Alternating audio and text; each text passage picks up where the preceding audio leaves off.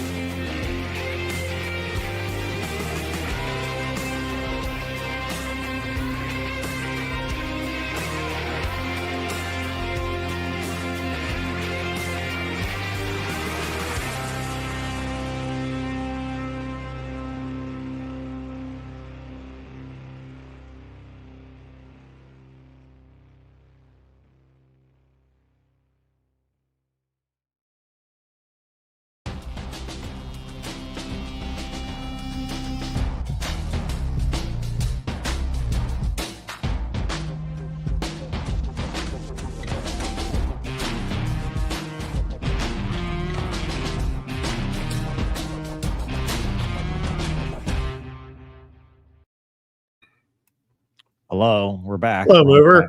Wrong side. Hold on. Fix that. What are we in England? Come on. What is this? It's the Queen's. It's the Queen's English. Hello, welcome back. Yeah, welcome. Doug. We're on a Hello, show. sir. Hello.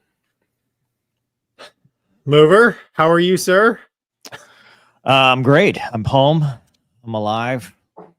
These are things that happens. How are you, my friend? How are you? Good, man. It's been busy with Turkey Day coming. I just had my anniversary, then Thanksgiving, then Christmas, then New Year's. Oh my God. Okay. Property taxes are due. It's a busy time of year for me, man. Got too many wires, dude. What is this? Try to do something nice, you end up with wires everywhere. But you know what? It's better than being in a hotel. Yeah. Life is better. We missed Wombat though. Yeah. I was hoping to have him on tonight, but something came up. We'll get him next time. Okay. Well, hopefully we won't have as many viewers because everybody loves Wombat. So it's just me and you. We're going to talk about things, probably get mad. Yeah. What about you though, man? Mad. Okay. So what have we done for the last 2 weeks? Well, 2 weeks ago, I went to San Antonio. I am the only Air Force pilot and Air Force Reserve officer selected to be an Air Force social media ambassador.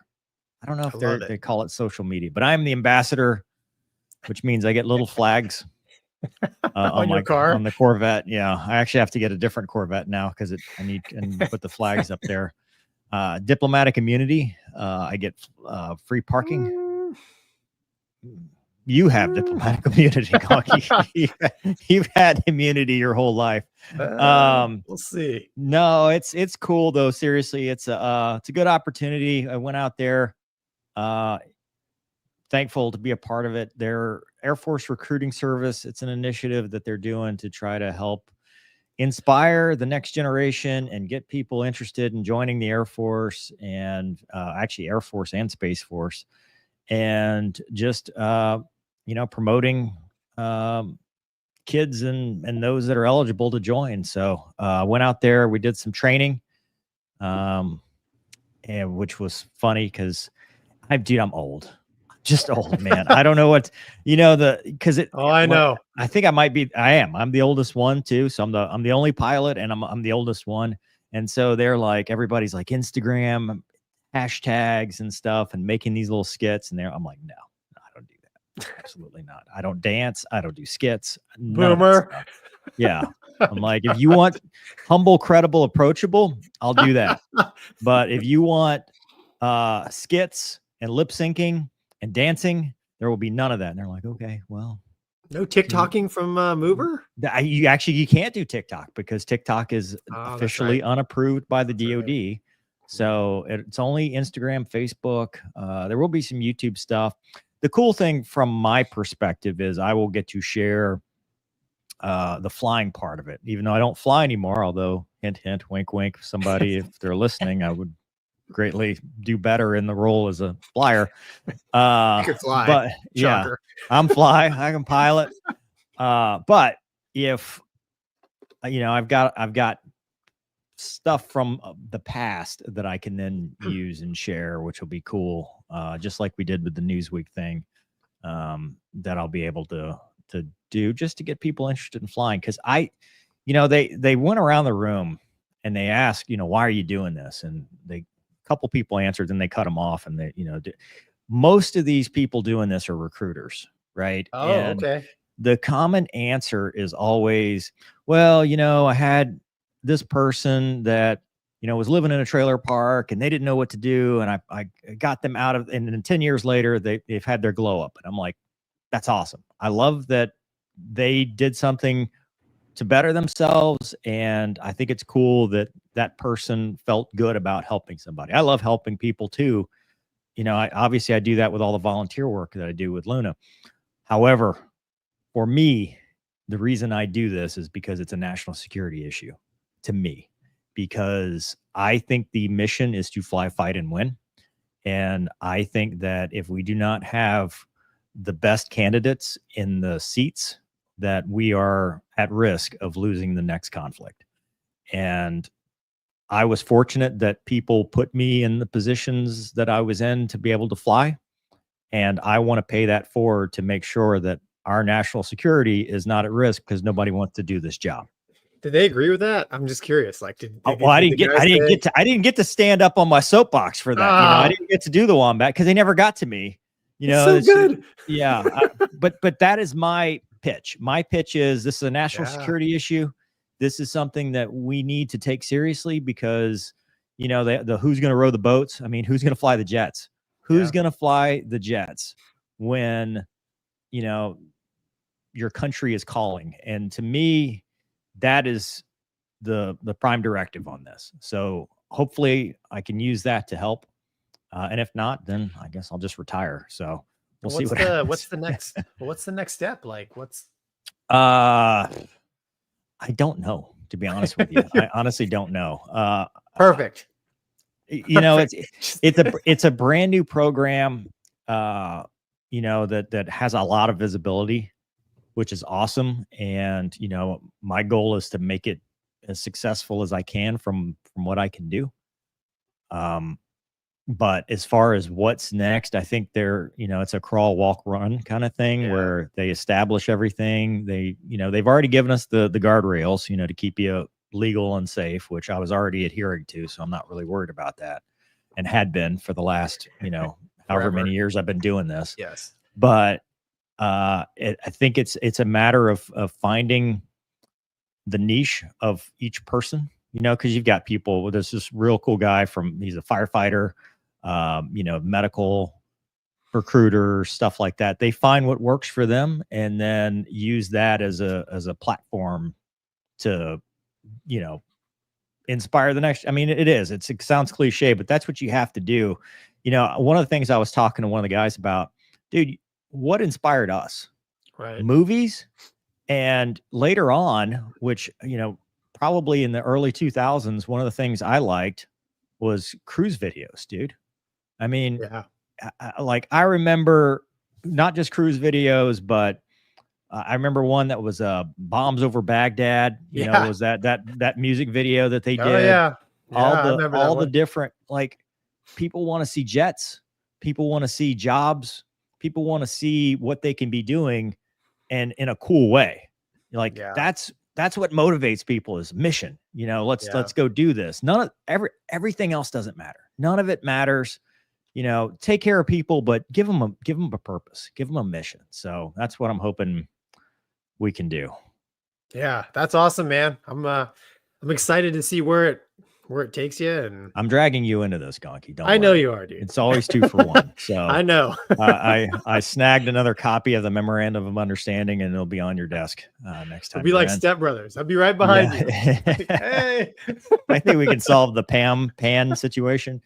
And then let's see. Last week was recurrent for the mighty 787, which is always fun.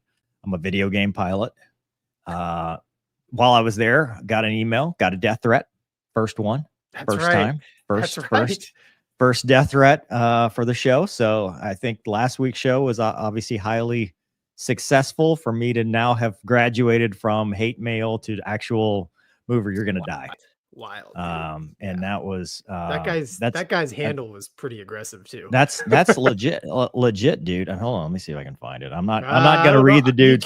We'll for sure get canceled if I read the guys or girls or whoever, could be a girl, I don't know, at the email. But I'll just point out that the subject was, it was very like, you got to give this person credit that they were direct in the subject, because I hate when the subject doesn't match what the actual body of the email is.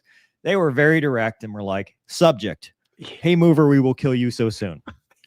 A little vague, but I'll allow it. And then, we're going to kill you, F-face mover, piece of S. You will F and die, Slava Ukraine.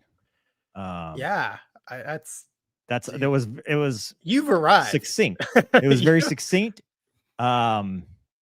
So, you know, could be the last show. Every show could be the last show from here on out, because we don't know what so soon means.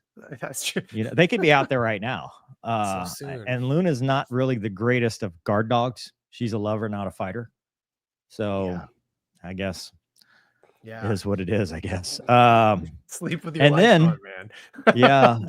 So I got home and I was like, hey, what better way to unwind than some Microsoft Flight Sim, because that came out last Tuesday, and they sent me a review copy. Hold on, I have it somewhere around here. Look at that. You're getting too popular, man. So they sent me a copy for review. That's awesome. And it doesn't work. So that's not awesome.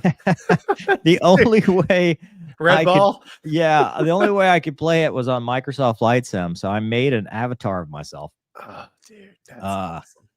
And people have said, mover, how did you get it to look so much like you? And I said, well, as an older gentleman, I wanted something that looked like I was trying to appeal to the next generation, which is what I'm doing with this other program we just talked about. So what better way, that's what I'm trying to grow out now, is the broccoli hair with the New Balance shoes, the shorts, but then the leather jacket. So that will be my avatar going forward. Well, if you get your new vet, dude, you're gonna have to get some white New Balances on there. I already have them because I already have a vet. So wait a minute, you have the white New Balances with Velcro, and dude, they're issued with the Corvette. They come with it. When you went to pick it up, the museum, it's like, the museum. You say that, you laugh, but dude, I actually ask Doug. Doug, did I not buy shoes at the Corvette Museum? He did. He bought color matched shoes before. I bought color matched shoes to the car at the Corvette Museum. No, they were Pilotti. It's Italian for race driver. Are you serious? Yeah. Wow. Okay. I was just kind of poking the fun, but I guess that's a thing. Hold on, I got more updates. I'm gonna monopolize this show here since I'm back. Arca said no for the final time, because we were badgering the hell out of them. Bobby, actually multiple teams actually tried to get Arca to approve me for Daytona, and they said that I do not have enough short track experience to race the super speedway. So I was pretty disappointed about that. It's on my birthday next year, which I thought was, hey, this will be cool. You know, what better way to ring in a new, it's not a fiscal year, mover year, the mover year. the mover, the calendar year starts in January. The mover year starts in February. But anyway, they said no. So that's done. I guess I'll just have to Sorry, do dude. track days in the Corvette. And Sorry. that's it, dude. That's it. I've That's now fair. monopolized the first 15 minutes of the show. It's all right. We needed an update, man. Continue. Plus, all the Air Yeah. Force stuff is cool. Yeah, I hope the program works. I really do. I hope it's a net positive. When you start getting towards the end, you kind of go, whether it's career or life, I don't know at this point. We don't know what Crazy Ivan's about to do, but you start to look back and you're like, hey, what lasting thing did I do to try to make it better than I found it? Well, yeah, you always try to leave it better. Yeah, exactly. Right. So, yeah, that's the goal. We'll see what we can do. Yeah. Well, I'm sure it'll be a fun ride hanging on your shirt tails. For however long we have, especially tonight, Gonky. We've got a show, and there's quite a few controversial things that'll probably get more hate mail. You think so? Oh, dude. When we talk about Elon, yeah. The fat Amy Elon is going to piss off both sides. I love it. I love it. You're gonna get me more hate mail.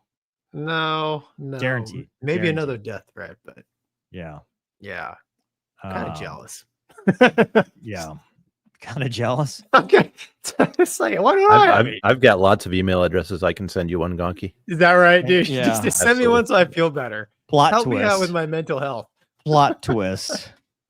It was Gregory, Charles, or Curtis that sent that email. Oh, dude. Wouldn't that be a fun plot twist? Oh, dude. They're going to enjoy that knock on their door. Renee says, congratulations. Proud of you. Thanks, Renee. And Ethor, what's up, Ethor? I came in. What now? Into future grandpa mover. Lord help me. So he saw your picture, your avatar? Dude, phrasing, man. Can we just... I come into future grandpa mover. Can we not put the words in a different order? Of all the ways you could phrase that, and then end it with Lord help me. Lord help us all, actually. Thanks, man. Yeah. Elon Defense Fund. We should have put this on X, because if we get sued on X, Elon will cover it. Don't poke the bear, mover. Even if he's the one that sues us. Yeah. If he comes on the show, though, maybe we'll just call it even. TAC Air 42. I know. Tighten it up. Tighten it up here. With that avatar, I doubt it. But yeah, no. Okay. Mover, hey dibs on guns. Wait until you see your FS 2024 passengers. They look like they have Ebola. That is true. That is true. That is true. All right. On to the topics. Here we go. Gonky, you want to talk about auto GCAS in the is it a Super Hornet, or I guess it'd have to be a Super Hornet. So I read this article earlier, and they hold on. Whoops. Doug, did you add it? My bad. Here. Come on. There it is. Yeah. So this article talks about Richard Bullock. He's in a F-18E Super Hornet based out of Lemoore, and he was killed when he passed out due to excessive G-forces and crashed there in 2022. So he was a VFA 113 pilot, and of course it raised the question of, we have the technology now, auto GCAS, to prevent things like this from happening. He's not the only one. There's been, since I've flown the Hornet, there's probably been 3 or 4 crashes due to G-lock. Some of the guys survived, some of them didn't. But I thought we'd talk about it a little bit, Mover, because the Air Force has it, the Navy doesn't. And having been part of the through the work I did with Boeing and the Royal Malaysian Air Force, every year basically the Hornet community comes together in a giant meeting, and they have a laundry list of like things they want in the airplane, but it's always a money capability juggle that they're doing. And you know, on that list back, at least when I was there, was things like ILS. And I'm sure, Oh, you know, God. I'm Jesus. sure, whoa, We got you big. okay? So That to was speak. horrible. I'm sorry. Yeah. I'm sure Auto GCAS was on there as well. But I'm sure it's just it's a funding thing. I'm actually surprised in like maybe the Block 2 Super Hornet they just didn't include it. I'm pretty sure the Super Hornet, the latest Super Hornet, has ILS now. So, but I'm not sure, man. I know they put it in the F-16, and we were talking a little bit before the show. I guess you've never flown with it, right? No, that was after my time, and it's something that's near and dear to my heart because of the loss of David Mitchell Jenks while I was in the B Corps, who lost his life tragically in a G-induced loss of consciousness situation. So, and I've talked to guys at Wright Pat who were part of that program, and I've seen the saves that it does, which are incredible. I mean, the idea that, you know, the jet can take over and keep you safe is well worth it. Does it have any kind of like override kind of capability, you know, like, because it doesn't Yeah. know you're unconscious. It just knows, hey, the ground is screaming up at us here, and if I don't do something, it'll override it. And also, I mean, it has modes where it just won't engage. You know, if it, like basic surface attack, for example, you know, if you're doing some weapons delivery, it's not gonna engage and you know, right, screw up your attack. yeah. So it definitely has that. It's curious to me, you know, it also probably would have saved that kid in Lakenheath. Was it Lakenheath? In London, in UK, the Eagle. Oh, that didn't. He actually you mean the pulled and horn? then no, it was an Stream? eagle. It was an eagle. Oh. He was over water and Oh, didn't pull enough. It was IMC rules, and he didn't want to over G. That's Like right. if he'd have just pulled a couple, if he'd over G'd the jet, he'd have survived. But it's a good thing to have. I mean, I don't know, man. What do you think? Do you think it would have helped you in your career or helped people you know? you know, the Hornet can easily pull enough G's, and it's more the G onset rate that's the Mhm. issue. So when I was flying the T-37, the Tweet, right, had a straight, super thick wing, and that airplane was relatively fast, right, 300 knots, and it would put on G like instantly. And back when I was flying it, that was actually the most dangerous airplane in the Air Force as far as knocking yourself out because of that straight wing. The Hornet, I could see in the big meeting of, like, you know, the laundry list of things we're wishing for. You know, you've flown it, Mover. Mhm. You know, you got one really hard high G turn, and then after that, the game plan is to get slow, Right. G and a half kind of thing, right? But like I said, I do know of a couple guys who were killed on, like, there was a Marine Hornet guy who on an out they were doing air to air, so he was doing basically an out maneuver, and it knocked him out and never woke up. You know, so I mean, it can happen. Whereas the F-16, correct me if I'm wrong, but I mean that airplane is you know, in BFM a lot of times you spend a lot of time on the G limiter, right? Well, yeah, but also what's nice about the F-16 is the new G suit, the A tags. Which does the Super Hornet have the A tags? I don't know. I think it does. I think it, even though it doesn't necessarily need it, because I think I've seen guys at 204 flying with it. Yeah, Or at least talking about it. But is it just like a upgrade to like the autopilot? Like it just kicks on the autopilot basically, and yeah, it's the ground collision avoidance system. It's just an upgrade to that. So okay. you know, with the brake X and stuff, that's what it. Because the Eagle has it too, right? I don't think so. Was it listed? I don't know. I mean, because the C model, I mean, that thing is not. It's not very digital, right? I imagine you have to have. If anything, it's like in the EX and the Strike Eagle. Yeah. I honestly do think it's a good thing. I mean, if they could inexpensively get it in there, I think it would definitely, so to speak. Yes, I think it would definitely save lives. I mean, I've known people back when I was just getting done with the Hornet rag. This guy in a class behind me out in Key West, he went nose low at, I don't know, 600 knots, knocked himself out. When he woke up, he just saw blue. Didn't know if he was looking at sky or water, punched out. He survived, but I mean, it mangled him, So, Oh yeah, yeah. Wasn't he a Wake for Warriors guy with Wombat? he might have been, yeah. I mean, it tore him up. It tore him up pretty good. So, I mean, yeah, I think safety stuff like that, as long as you can override it for combat situations where you want to. Well, it's like the G limiter in the Hornet, right? I mean, paddle it off.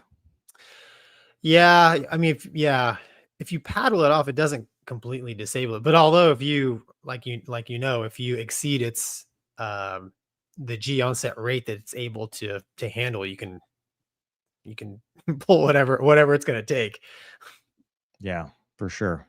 I mean, I would definitely like to have it in the F-16 and anything that is a high G fighter. I mean, it's just one of those. It's just the more tools you have, and that's going to probably be a segue into Elon Musk's argument that we don't need man fighters anymore.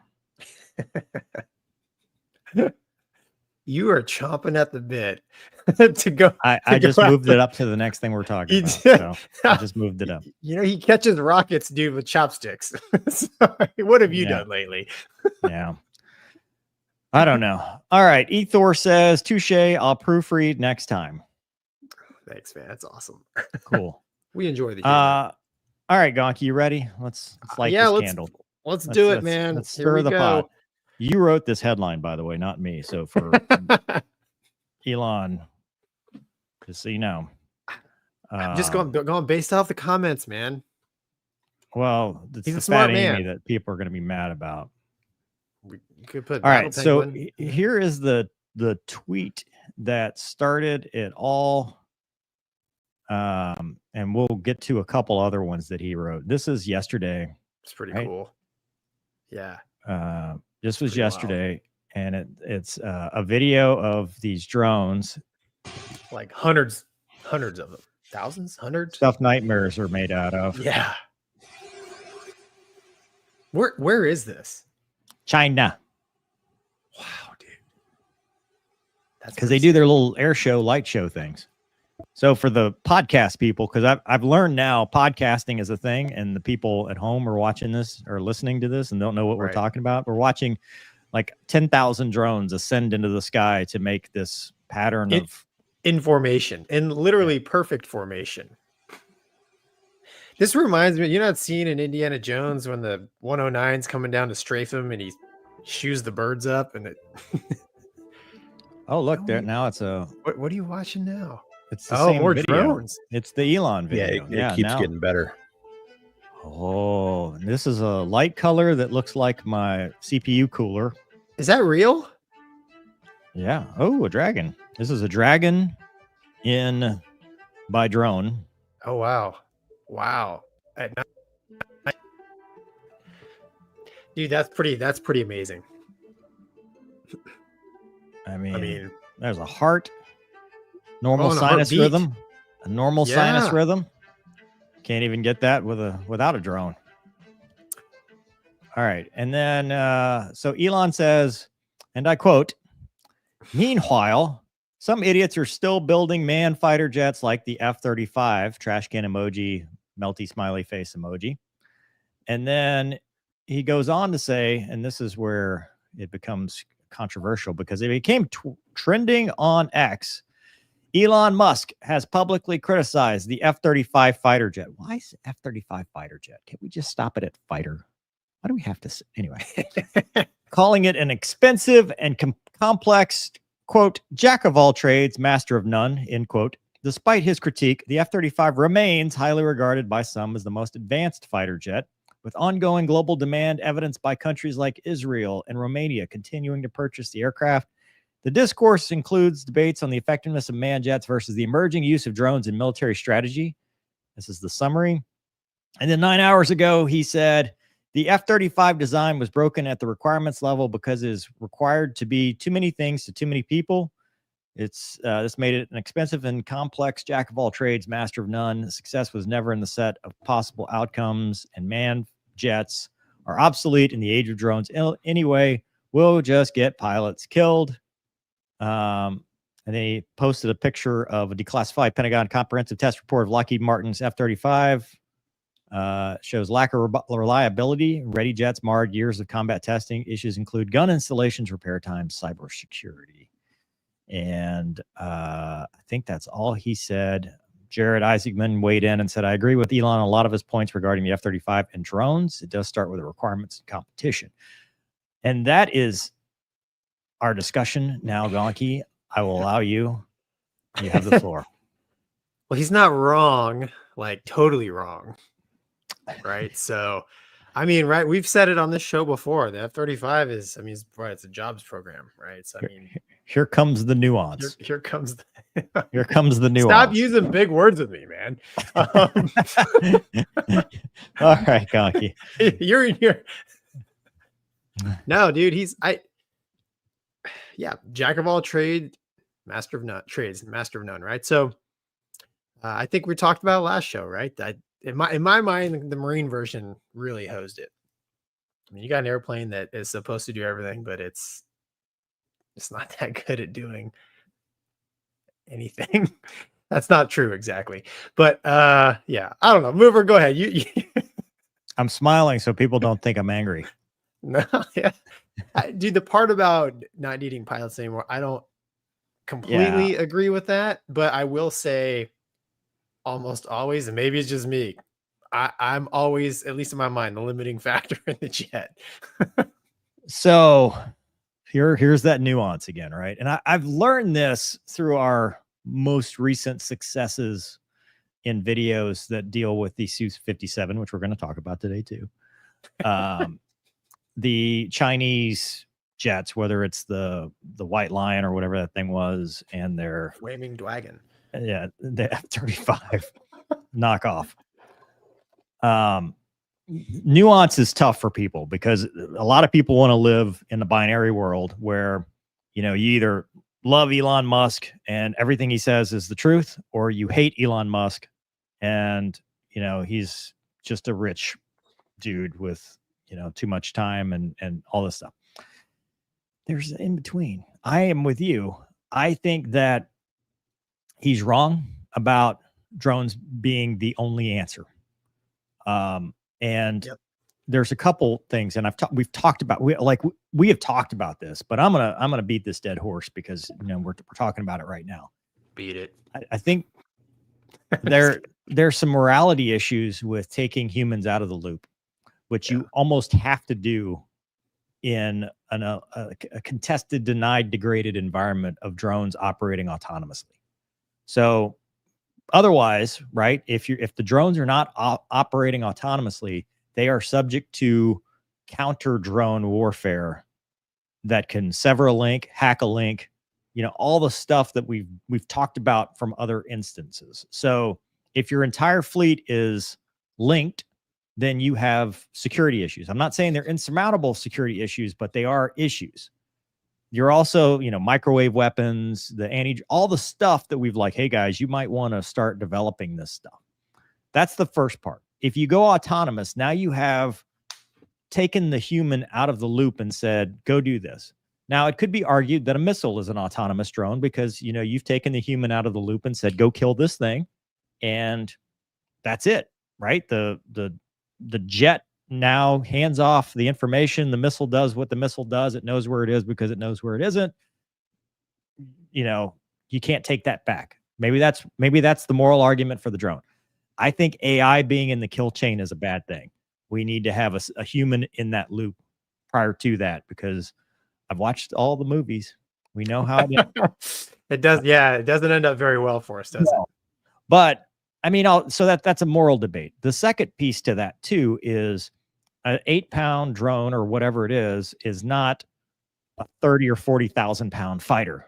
It doesn't have the bombs. It doesn't have the missiles. It doesn't have the capability. Now, can you make that F-35 a drone? Sure, you could. I mean, you know, we can make anything fly autonomously at this point. That's what they're working on with the F-16, and you've talked about it before. It's kicking ass out there.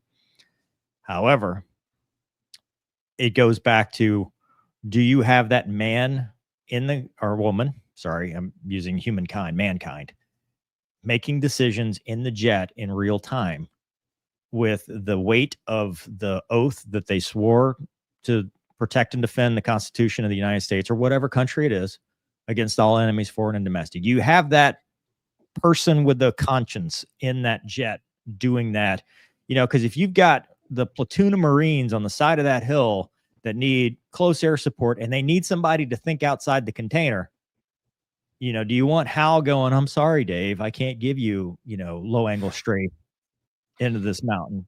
Or do you want the dude that's like, we're going to figure this out? Because how many stories from the people we've interviewed, from people that have been in combat, where they get to war and they're like, none of the stuff we thought was actually how it was. We had to figure something else out. Sometimes I think you need that. Now, back to the air superiority argument. An 8-pound drone is not air. You need to be able to conquer the air and ensure that enemy fighters cannot fly over. And you do that with large fighters. You do that with beyond visual range missiles. You do that with short range missiles, and you do that with the gun.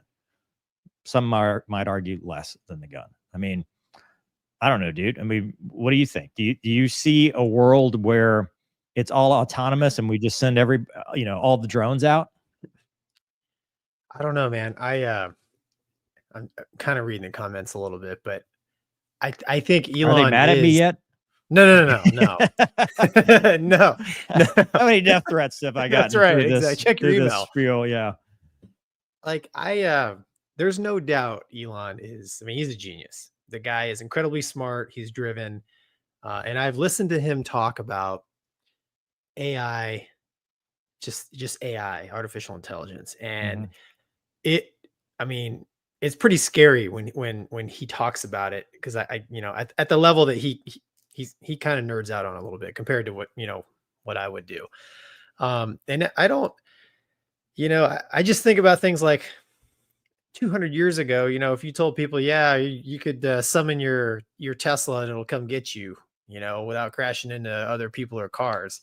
They'd be like, what's a car? What's a Tesla? And what do you mean it doesn't need it doesn't need a horse to bring it over? You know what I'm saying? Like, I don't dismiss the idea that maybe tomorrow's air war is completely different than what you and I know. But at the same time, I totally agree with everything you're saying. As far as, I can't fathom AI being able to adapt instantly and dynamically like you and I have experienced, in real life, and the stories that, we've heard men and women talk about in wartime, because usually the plan goes to crap. And when you're dealing with drones and artificial intelligence, at least my understanding of it is like, that stuff's got to be doped out. Autopilot works great if it just follows the line, but I could see AI, because I think AI will, they talk about the singularity and all that stuff where, the AI will become smarter than the humans. Right. It's not the intelligence. It's the heart. It's the heart, and it's the intuition, and it's the intangibles that a human brings that I don't see how you replace that. But going to the other point, if I'm in a perfect world, we have both, right? We have your F-35 sending, the little detonators downrange to soak up all the missiles because they're expendable. Your drones are just advanced missiles that, no can defend. I don't like the idea of taking that out. Now, one of the arguments people talk about is, he talked about this, is expense and G limits and stuff like that. Dude, the limits of the aircraft are the aircraft limits most of the time. Like, I've never flown a jet that, now granted, like, look at the Hornet, right? When you put stores on it, the G limits changed. Oh yeah. It's not because the human limit changed. Now, is the basic design, would it be 20 Gs and would stores 15 Gs? I don't know. I'm not an engineer. I don't know why it's limited to 9 Gs, other than I know that I could over G a 9G jet, and it was the jet, not me, that was the problem. So a lot of times it's the airplane. But secondary to that, we're talking missiles, which can pull 20 to 30 or 40 Gs. It doesn't matter anyway. It's going to, you can pull 9 Gs all day long. Yeah, that's true. I mean, I remember like 15 years ago, maybe back when I was actually flying, like, I don't know why I got into this topic, but like if you remove the pilot, I mean, you free up a lot of things, right? You don't need an oxygen system, you don't need an ejection seat, I mean, there's a whole ton of stuff you can just get rid of, which all can improve the performance of the airplane.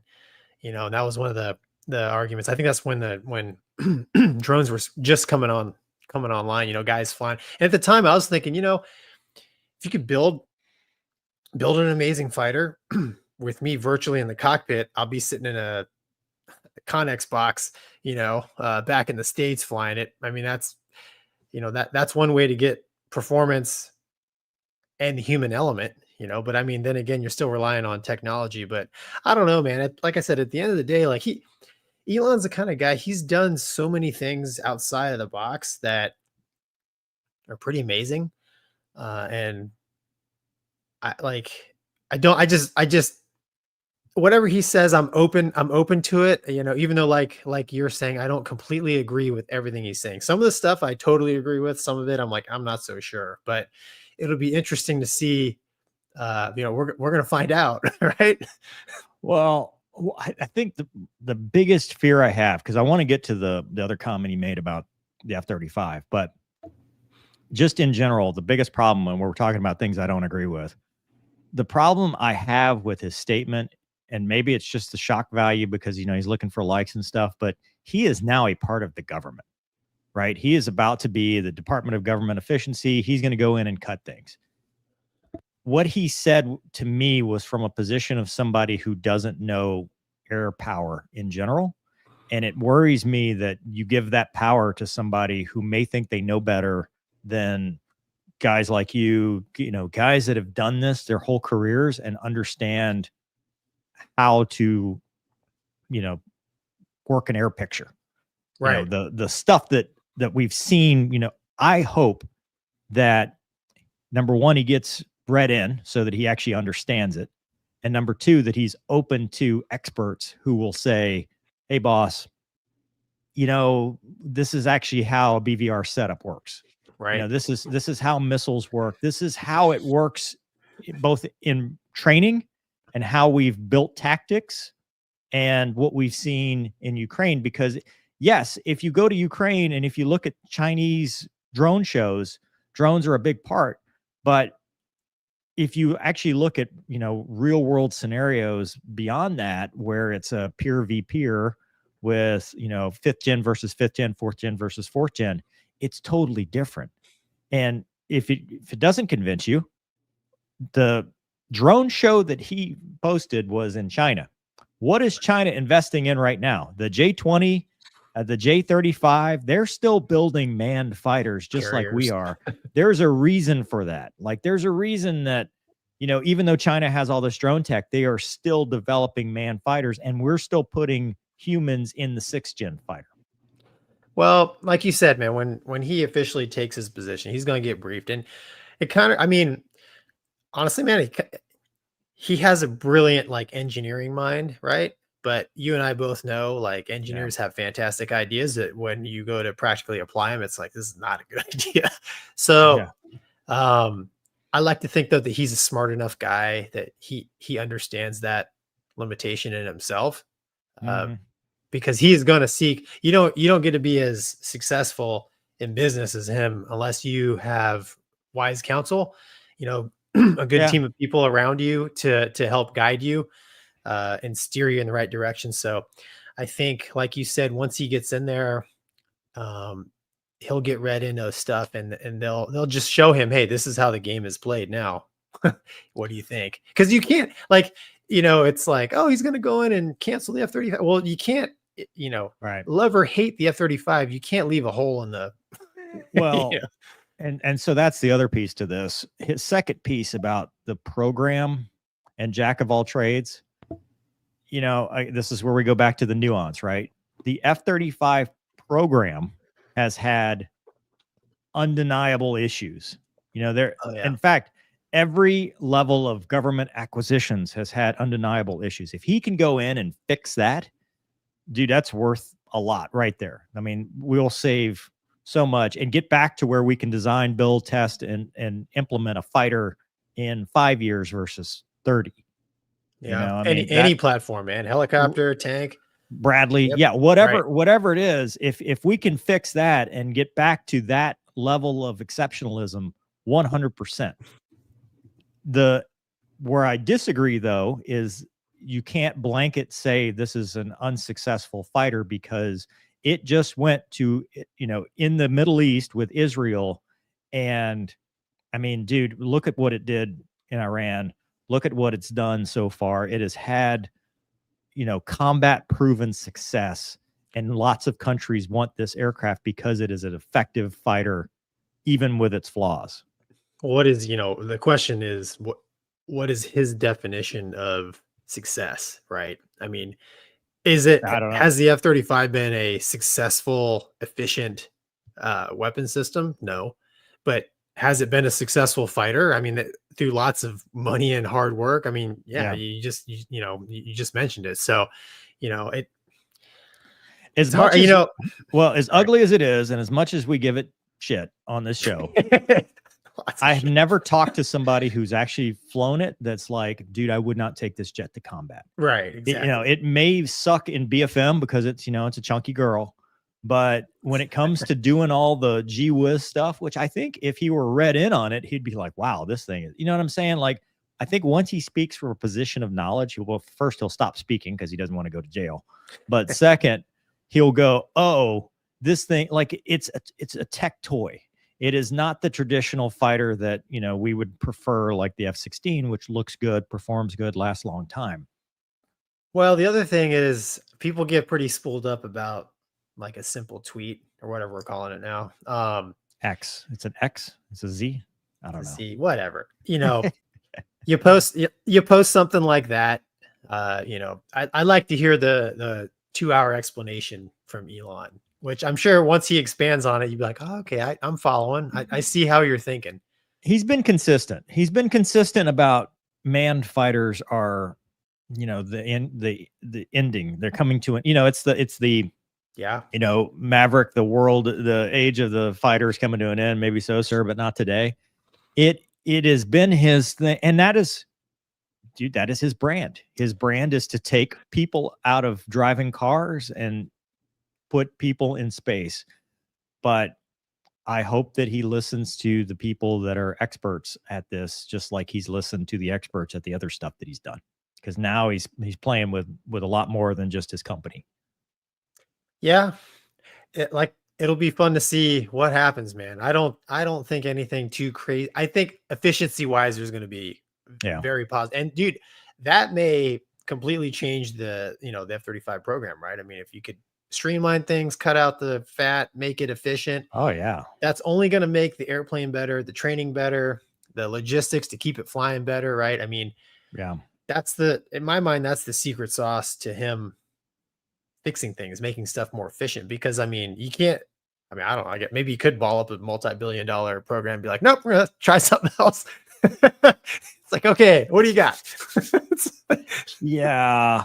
But you know, and then you look at like the EX, which is a good aircraft, you know, and the F-16, the Block 70, which is a great aircraft. I mean, it's not, I think the issue is that we cannot clean sheet design something quickly and efficiently and do it well. And if he can fix that, or if he can get into some of the, but dude, dangerous game you play when you start going after the defense, the military industrial complex. Oh yeah, they don't like that. Nah, I love the military industrial complex. Yeah, huge I, fan. for one, love it. Where's my? That's yeah, right. I mean, like, yeah, now you're playing with weapons.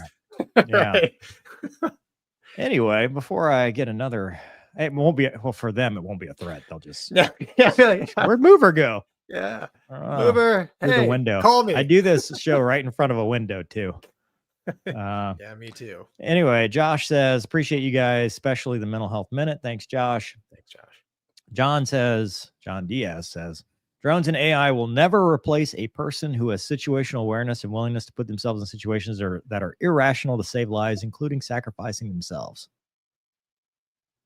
Yeah. Zippers Forever says, I'm retired, and Elon once again confirms he's not read into programs' capabilities that are at least 10 years old. As well, he shouldn't be. AI is a large-scale machine learning, not sentient. It's the heart. I don't know how you get the heart part, that intuition. Yeah. I don't know, man. Terminator didn't care about the heart. Actually, Terminator had tremendous heart. That thing did not sleep, eat, or take a break until its mission was done. That's heart. Johnny 5 had heart. Johnny 5 did have heart. But he got struck by lightning. Number 5 alive. I've been struck by lightning. Am I Johnny 5? No. You know what's sad, dude? I was hoping we'd go race with Bobby because he was the number 5 car. And I was going to put a sticker on the back that had Johnny 5 waving and said, no disassemble. I wanted to put that on the bumper. Yeah, you know what's crazy, dude? Anybody who's listening to the show now that's like not at least 35 years old, like, what the hell are they talking about? Yeah, who's Johnny 5? Who's Johnny 5? It's probably some rap group now. Like, the appropriation of old stuff, they're like, oh, yeah, I know that. I'm like, no, Johnny 5 was a robot. Yeah, look it up on YouTube. Los Locos. Good. Yeah, Los Locos. It's a great movie, man. Baghdaddy Mike says, I saw his post on X and had to @ you ASAP. Trust me, we all saw it. Oh, boy. Anytime I get added, I'm like, why am I getting all these notifications? Then Mover notified me. Thanks. Yeah, I'm Gonky's @ Colin says Musk is blowing a lot of hot air because he has been put in a department that is not a fully funded government department. DOGE, Department of Government Efficiency, is nothing more than a think tank. Okay. Quote. Cool. Yeah. The good idea factory. I like it. Look, I am for government efficiency. Oh yeah, me too. 100%. I'm actually from the Ron Swanson school of let's just no more government, not no more government, but less government. Less is more, Yeah. We need more efficiency. I am excited for him to get in there.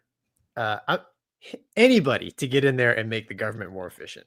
If you've ever worked in government, how inefficient it is. Exactly. Like military, VA. Yeah. Oh, dude, exactly. Yeah, don't get me started on VA. Yes, exactly. I was dealing with them today. Yeah, me too. Actually, yeah, today. Same thing. Got the letter right here. I'm just saying, if you've ever dealt with the government, you know that there's some things that we can improve. A lot of things. That's not a political statement. That is just a statement. Facts. We can always get better. We're always improving. Yeah. So I hope he goes in there and improves. Correct. Joe says, hi, guys. Airwolf. Hi, guys, and glad you're home. Dudes, the first thing I thought of when I heard about DOGE is whether it could fix defense spending. We'll see. It worries me because, there's some stuff that if you haven't done it, you don't understand it. And while that's good, you get a fresh perspective and stuff. Like, I think sometimes you need that baseline knowledge. Like, you need that. Well, he's going to have, dude, it'd be like if they threw you in there. You'd be like, tanks, these are dumb. Get rid of these things. It's like, we don't need ships. They're stupid too. Right? It's like hovering F-35, gone. Gone. Why does it need to hover? We have helicopters. Exactly. Where's Airwolf? Yeah. Correct. But then, people are like, hey, sir, just, before you make that decision, let me show you something over here. And you're like, oh, okay. Well, then just get rid of part of it. They should get him called. Oh, dude, I don't see him. He's not an operator type dude. Take him for a ride in an EX. He's probably more comfortable if like AI is flying it and he's riding in it. You know what I'm saying? Get Jared Isaacman a ride, and then Jared can tell him what it's like. Jared should just take him for a ride. He's got a MiG-29. Be like, hey, let me show you. Does he go to space? Is Elon going to space? Is that a plan of his? I don't know, dude. He wants to send everybody to Mars, but is he staying or is he going? I'm pretty sure he's staying. So his whole goal is to get everybody off the planet. No, dude, he's not going to be the guinea pig. I never trusted. Smart dude. I never trust a billionaire who didn't become the Batman. I feel like you're pretty selfish if you're not Batman. And if you have the ability to be the Batman and you don't. You don't know, man. You don't I do know. Once again, I know the crime in Gotham is way too high. Maybe where you live. Anyway, Zippers Forever says 2 government contractors in charge of government efficiency. Valid. All right. Send all hate mail to Gonky. What's next? What's this Russian drone attack? Is that from this week? No, that was, hold on here, dude. You didn't update the banners. I did. No. It's Gonky. no, it's here. The Russians attacked Ukraine with they shot well, they shot a ICBM at them. That's not a drone attack. No, right here, man. Share. Right here. They well, they did that too. Dude, I don't know, my computer's freezing up. Here it is. Can you see it? Right here. Oh, I thought this is worth mentioning because, you know, you and I have talked many times about, you know, the one drone that gets through, right? When we're talking about Houthi drones coming at Navy ships and stuff. Well, here, the Russians launched 73 drones and they were able to knock down 50 of them, right? So, you know, public math, 23 of them made it through. And it's just his call for like, hey, I need more, you know, need more weapons, more capability to knock these things down. And you it's up with, you know, the drone sightings that we've been seeing at the various US air bases and stuff. I mean, the drone threat it's real, man. I mean, and they're getting, you know, they're able to get through defenses, right? I mean, all it takes is, you know, they send one Navy ship to the bottom and it's not going to be a good day for the world. You know what I'm saying? Yeah. Was this the one that was shot down? There were F-16s involved, shooting them down. Maybe it didn't. The article didn't mention that. It just talked about they had 23 of them getting through, and Zelensky was asking for some more weapons. But then, like you mentioned, man, they also got hit with hypersonic ICBMs, right? Yeah, the ICBM thing is probably a bigger threat. I mean, that thing, was it like Mach 12 or something? Or is it 8,000 miles per hour? Dude, I mean, you know, you and I were talking about that. I mean, it's one thing like going away from you. Okay, you're done. You're never going to catch the thing. Intercepting it head on, is that a little bit of an easier math problem? It's geometry. But it is scary what's going on over there. Like just flat out scary. Yeah. Did you see it? Yeah. Oh yeah. Yeah. I don't think your internet connection can support whatever it is you're about to show me. All right. I was gonna show the video of the okay, go ahead. We'll try it. We'll try it. See what happens. Whoa, Gonky, 100% sleepwear sale. What are you? What is this? I told you it's my anniversary coming up. All right, here we go. Okay. Look at this. God. Look at that, man. No warhead. Yeah. I mean, that looks like something out of a sci-fi show. Yeah. I mean, dude, like you said, no warhead. Those when I first watched that video, I mean, you just see those things coming. It's yeah, like you said, that's a pretty big threat. But you know, like playing devil's advocate here, right? So this is Putin's response to basically the U.S. and longer range missiles being used by Ukraine to attack Russia. Well, not okaying. They did. No, I know. They did send a missile into Russia. I know. We gave them the thumbs up, and they hit. You know, they put the bear. So I mean, this is, you know, it kind of saddens me. We keep talking about like, hey, hoping and praying for de-escalation, but you know, stuff like this is not exactly. Well, and then I read today something about, we were talking about, there's no way they're seriously talking about giving them nukes, the Ukrainian side, but I don't think people realize there was an old, like, the day after nuclear war video that showed the aftermath of what would happen, but Oh yeah. we're not talking, hey, it's inconvenient. Like, it becomes an extinction level event fairly Yeah. quickly. Yeah. There's no cave deep Yeah. enough. There's a reason the Cold War was the Cold War, because we had two nuclear powers that were at each other's throats, but not directly.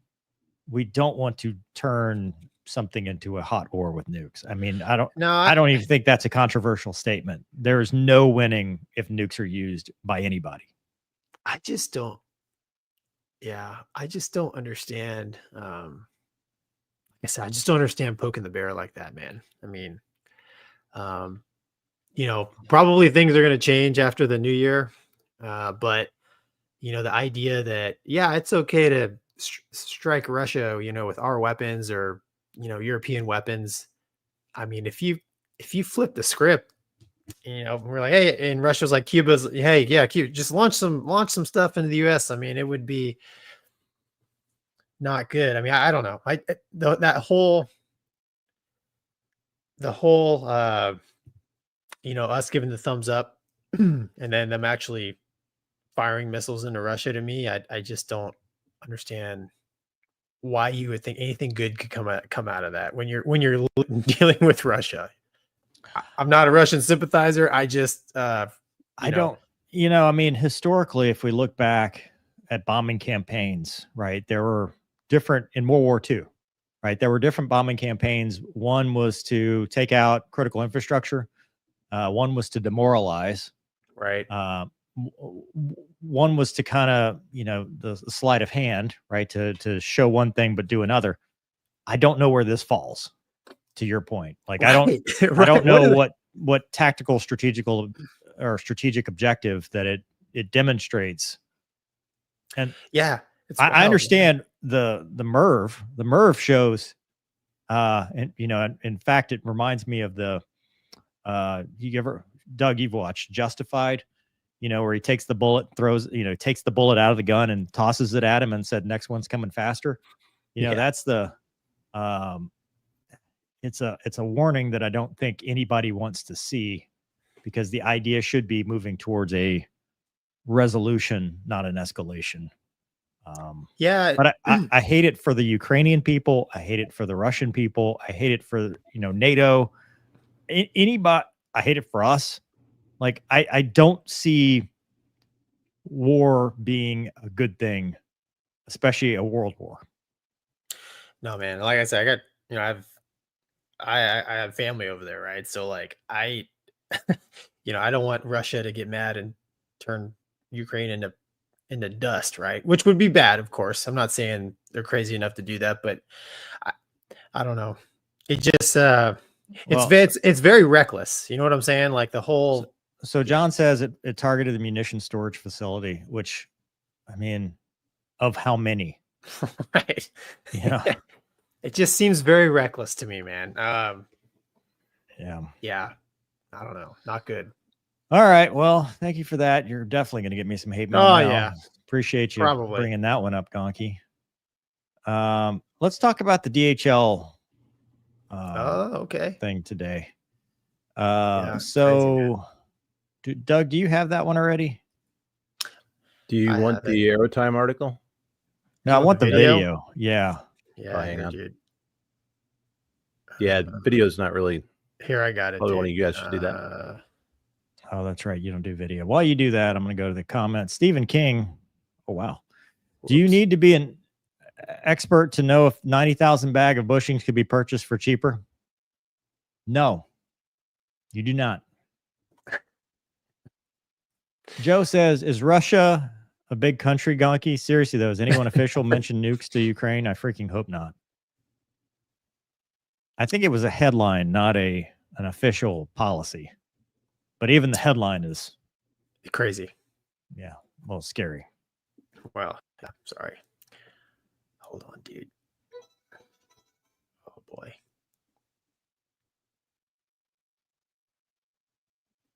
Gonky? Sorry, dude. Yeah, no, it's still I'm getting through the based on your ads. What have you been doing on this laptop that the Mover and Gonky show, bro? Here we go. Freezing up. Yeah. Right. No. I thought I had this one pulled up, man. Here it is. All right, share. Here we go. There you go, dude. And bring on the PowerPoint. Vast Aviation, our friend Swift Air DHL 737. All right, ready? Yeah, here we go. Whoops. Hit it. Boom.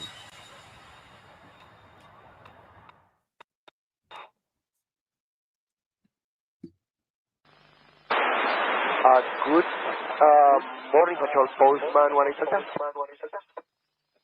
Why is it echoing, Gonky? Postman. What? Overcast at 700, tempo at 500. Good morning, control postman. Postman 18 Delta.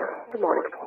Why is it echoing, Gonky? 18 Delta. Is it echoing? 4,000 feet. Yeah. Can reach 1020. How about now? Approach only one man. Information uniform. 4,000 feet. Unit 1019er. How about now? And expecting ALS. Runway 19. Could you please confirm expecting Whatever, ALS? just keep and going. confirm to the ALS? Okay. Wait, back that up. 19er Zulu. 19er and expecting ALS. Could you please confirm expecting? 19er. Could you please confirm? Yeah, they're trying to do the ILS 19. What does that mean? Confirm to the ILS, but not expecting the ILS? Yeah, when I saw that, they were trying to confirm, I think, if it's working. There it is. Oh.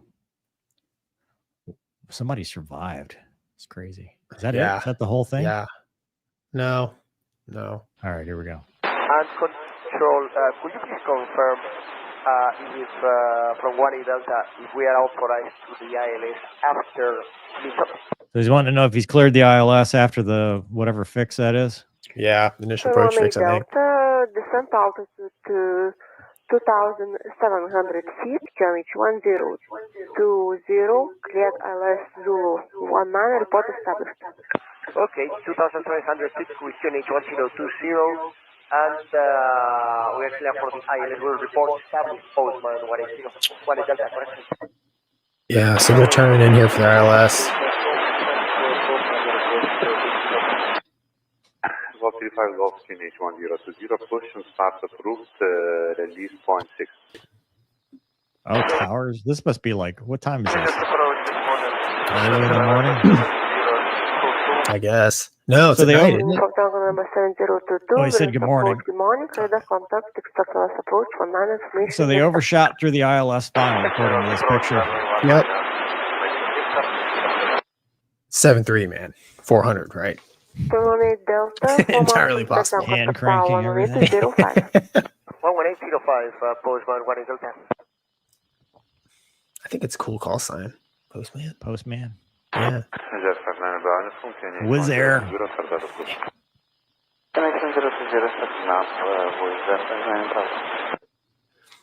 All right. And so now they're on final. Yep. Not responding to the tower. Yep. 1,800. They already 1,700. crashed. No, they're 1,700 feet. crashed. Oh, wow. In the descent. Allegedly on the ILS. Postman 1 Delta, wind 170 degrees, 15 knots, clear to land runway 100. Okay. So the wind's right down the runway. Mm-hmm. Oh, there's the video. Wow. Vast Yeah. Aviation did a great job with this. I know. That's fast. 18 Too. Delta, clear to land, Nose 19. down and rolls. Huh. Mm-hmm. That's not good. Nope. That sucks. Air Baltic 35 Golf Tower. He watched it happen too. Cancel your startup. Jesus. Yeah, dude. I'm And then he ends up. surprised- Sorry. I'm surprised anybody survived that. It's amazing. Yeah, there's another video out there. I won't show it because it actually shows the airplane balling up, but it's relatively wings level. And I don't know, maybe 200 feet from the ground, it just starts rolling over, and big fireball. But I don't know, man. We're gonna, like I always say, we're gonna find out what happened. But I mean, they were flying the ILS, right? I mean, I saw it wasn't terrible. Well, on X, I mean, 700, 500. It's terrible in our world, T-38s. Yeah, but I fly mean, day right there. yeah, but in the 7-8, right? It's like, Oh, all 7-8. right. Yeah, that's nothing. In the sky bus, But it's like, oh, that's easy peasy. But so someone had mentioned GPS jamming being a factor, and that wouldn't be a factor for an ILS. So unless the ILS signal was having some kind of issue for glide slope, but you're on baro minimums. So for vertical stuff, you got the vertical guidance, but you would have to have, honestly, this is something we talked about in recurrent because this has been a hot button issue. If you've got the altimeter set wrong, that has been an issue at other carriers. Like, I think they talked about an Airbus at Charles de Gaulle or one of these places that ended up like going around at like 8 feet because they were so far back. Because remember, when you're flying an approach, your checkpoints, and this is usually on an RNAV or a non-precision approach that you made into or a non-ILS that you made into a precision approach. For an ILS, you've got vertical guidance. So even if the altimeter is wrong, it just changes where you go around. Right. But if you were on a non-ILS and you had the altimeter set wrong, that could put you in a situation where you're much lower, farther out than you thought you were, depending on which way you set it wrong. Obviously, the good way would be, high, and that way you end up going around. Does 7.3 have a rat out? Yeah. I don't know about the 400. Right. I flew the NG, which is the 800 and the max, but I don't think GPS jamming would be a factor here. Obviously, you look at all the other factors, mechanical. You could always have some kind of flap slat issue, but they should have already been configured at that point. Fatigue being late night, cargo operations. There's so many other. I mean, it could be terrorism. There could be something with because weren't the Russians trying to put a package on a DHL flight previously that was in the news? Everything at this point would be speculative. So there's really no way to say what it could be. No, it's strange though. I mean, like just looking at the facts, it looks like they flew an ILS and obviously impacted short of the field. But if you watch the other video, I mean, they were out of the clouds. They looked like they were in a stabilized descent, just way below glide slope. Yeah. So it's tough, man. It's thoughts and prayers of the pilot that was killed. And I don't know. I think there was somebody on the ground people. too. Yeah. At least one person on the ground that died, which is, I mean, the survivor is going to have his own thing, right? Because every person that talks to him is going to want to know what happened. It's going to be probably accusatory. He or she probably going to have that survivor's guilt. Oh yeah. Even if it's not their fault, which, very well may not be, we don't know. Right. You still have that I survived, I mean, it's human psychology, human nature. So obviously our thoughts are with that person and everybody else. And no one is immune. We've seen so many near mishaps in what we've talked about with some of the other airlines and stuff, our own airlines, et cetera. There by the grace of God go I. It could happen. It just takes one little mess up, and the next thing you're on the Mover and Gonky show.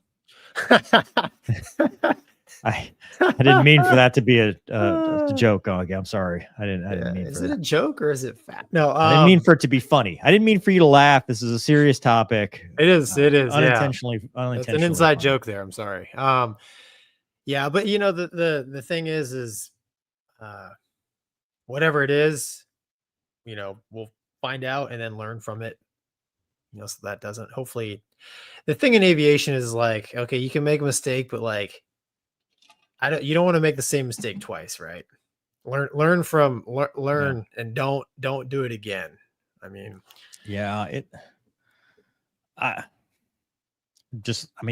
wasn't it very close to an apartment building? Like it barely missed and they evacuated. So, I mean, thankfully no other people were killed or injured on the ground as well.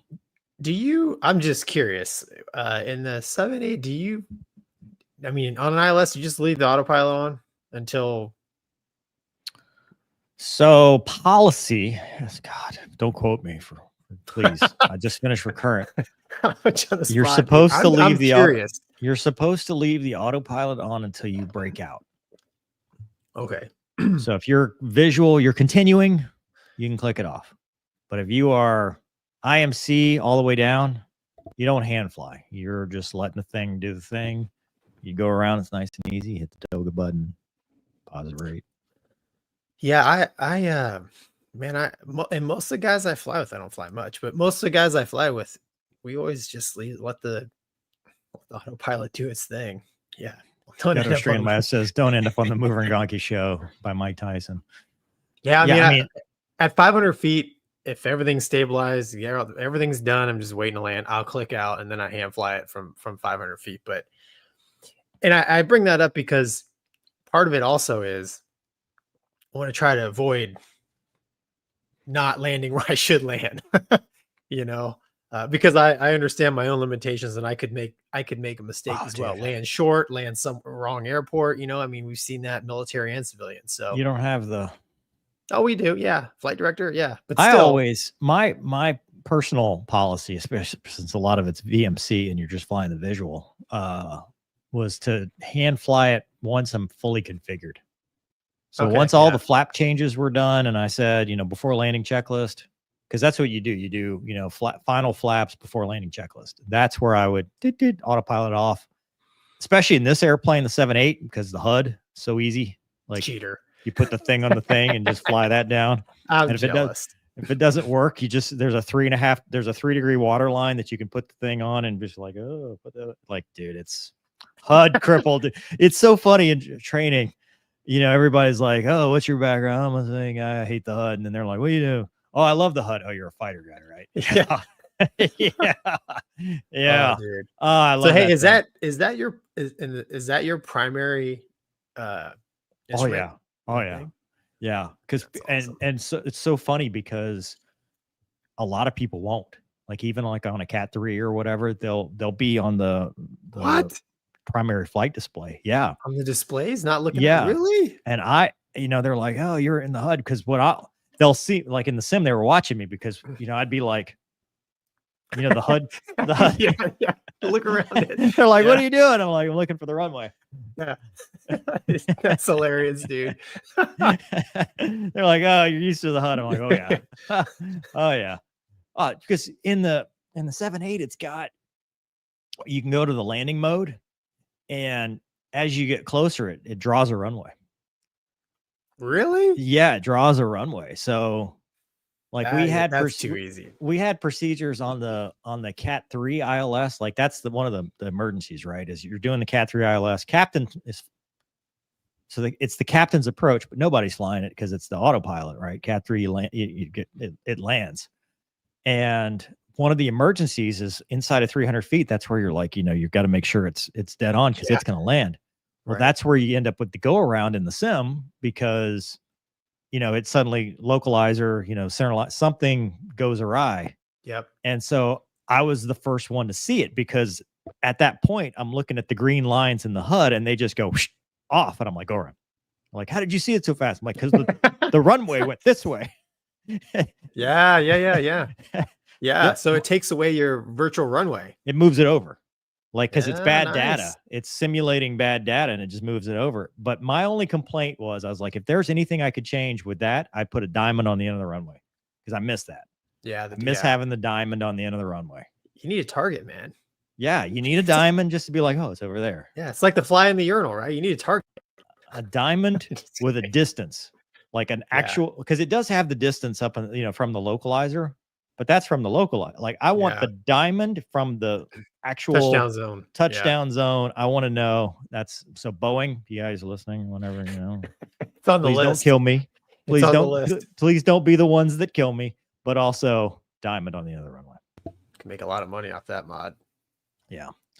But yeah, as far as this one goes, I hate that we've gone off on a tangent, but it's very fortunate that there was not a significant loss of life, especially anytime you're inside the airport environment or around it, dude, there's everywhere. It's always houses and apartments, and like there's so much populace that could be taken out by it. It's just scary.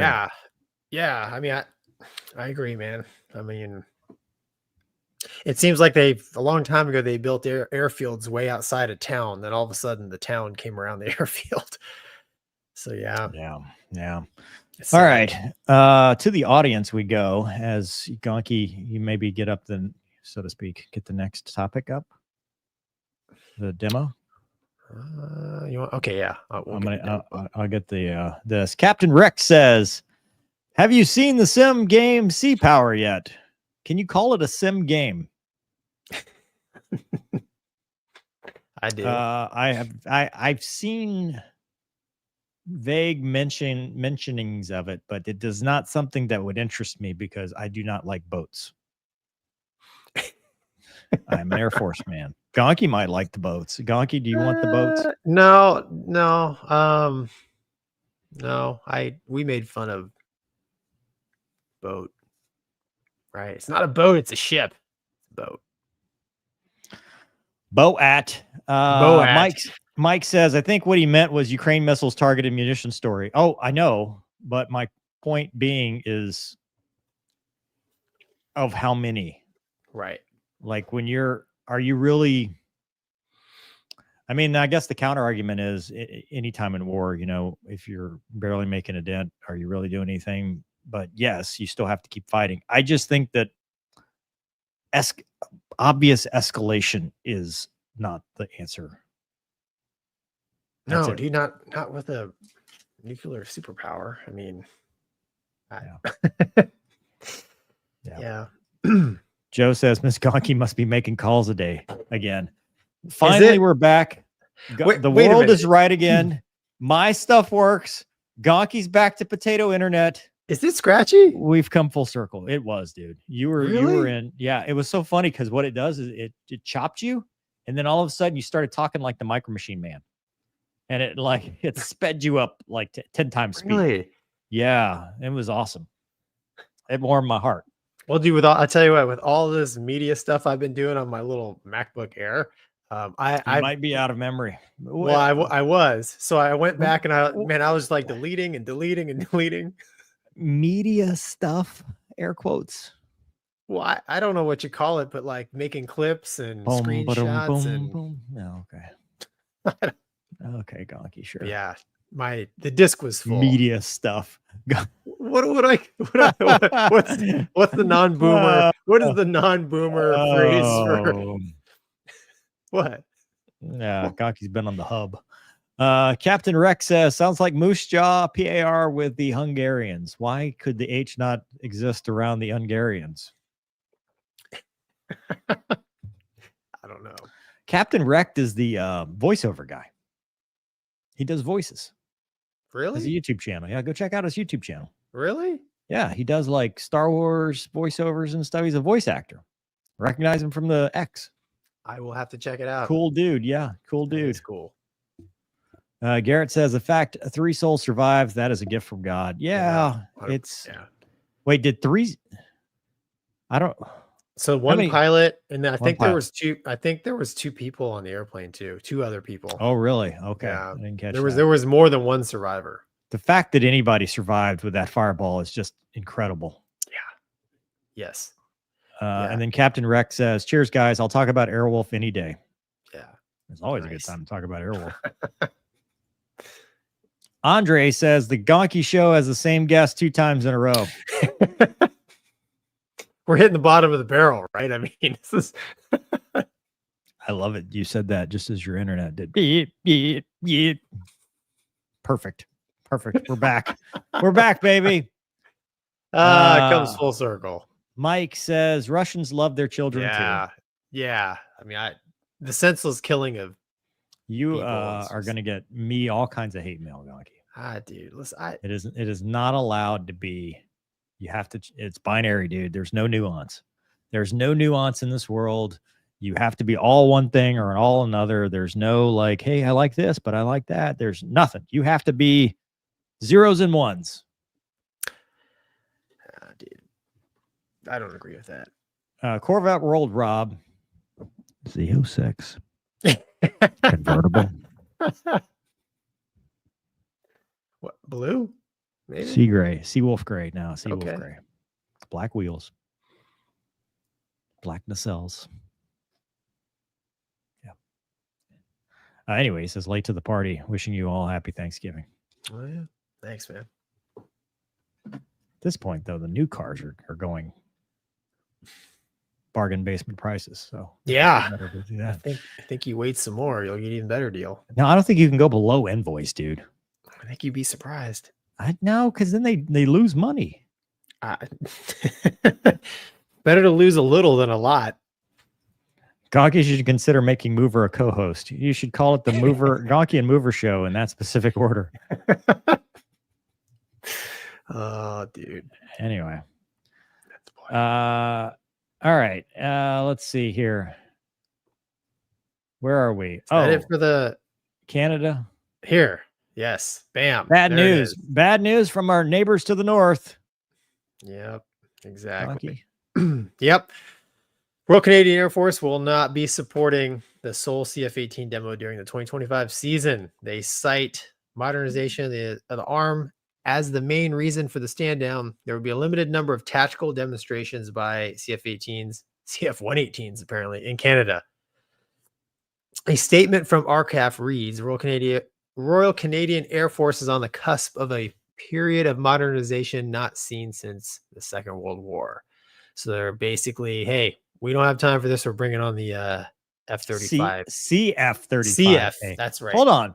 Why does the top one have modernization with an S and the bottom one have modernization with a Z? Dude, I'm just reading.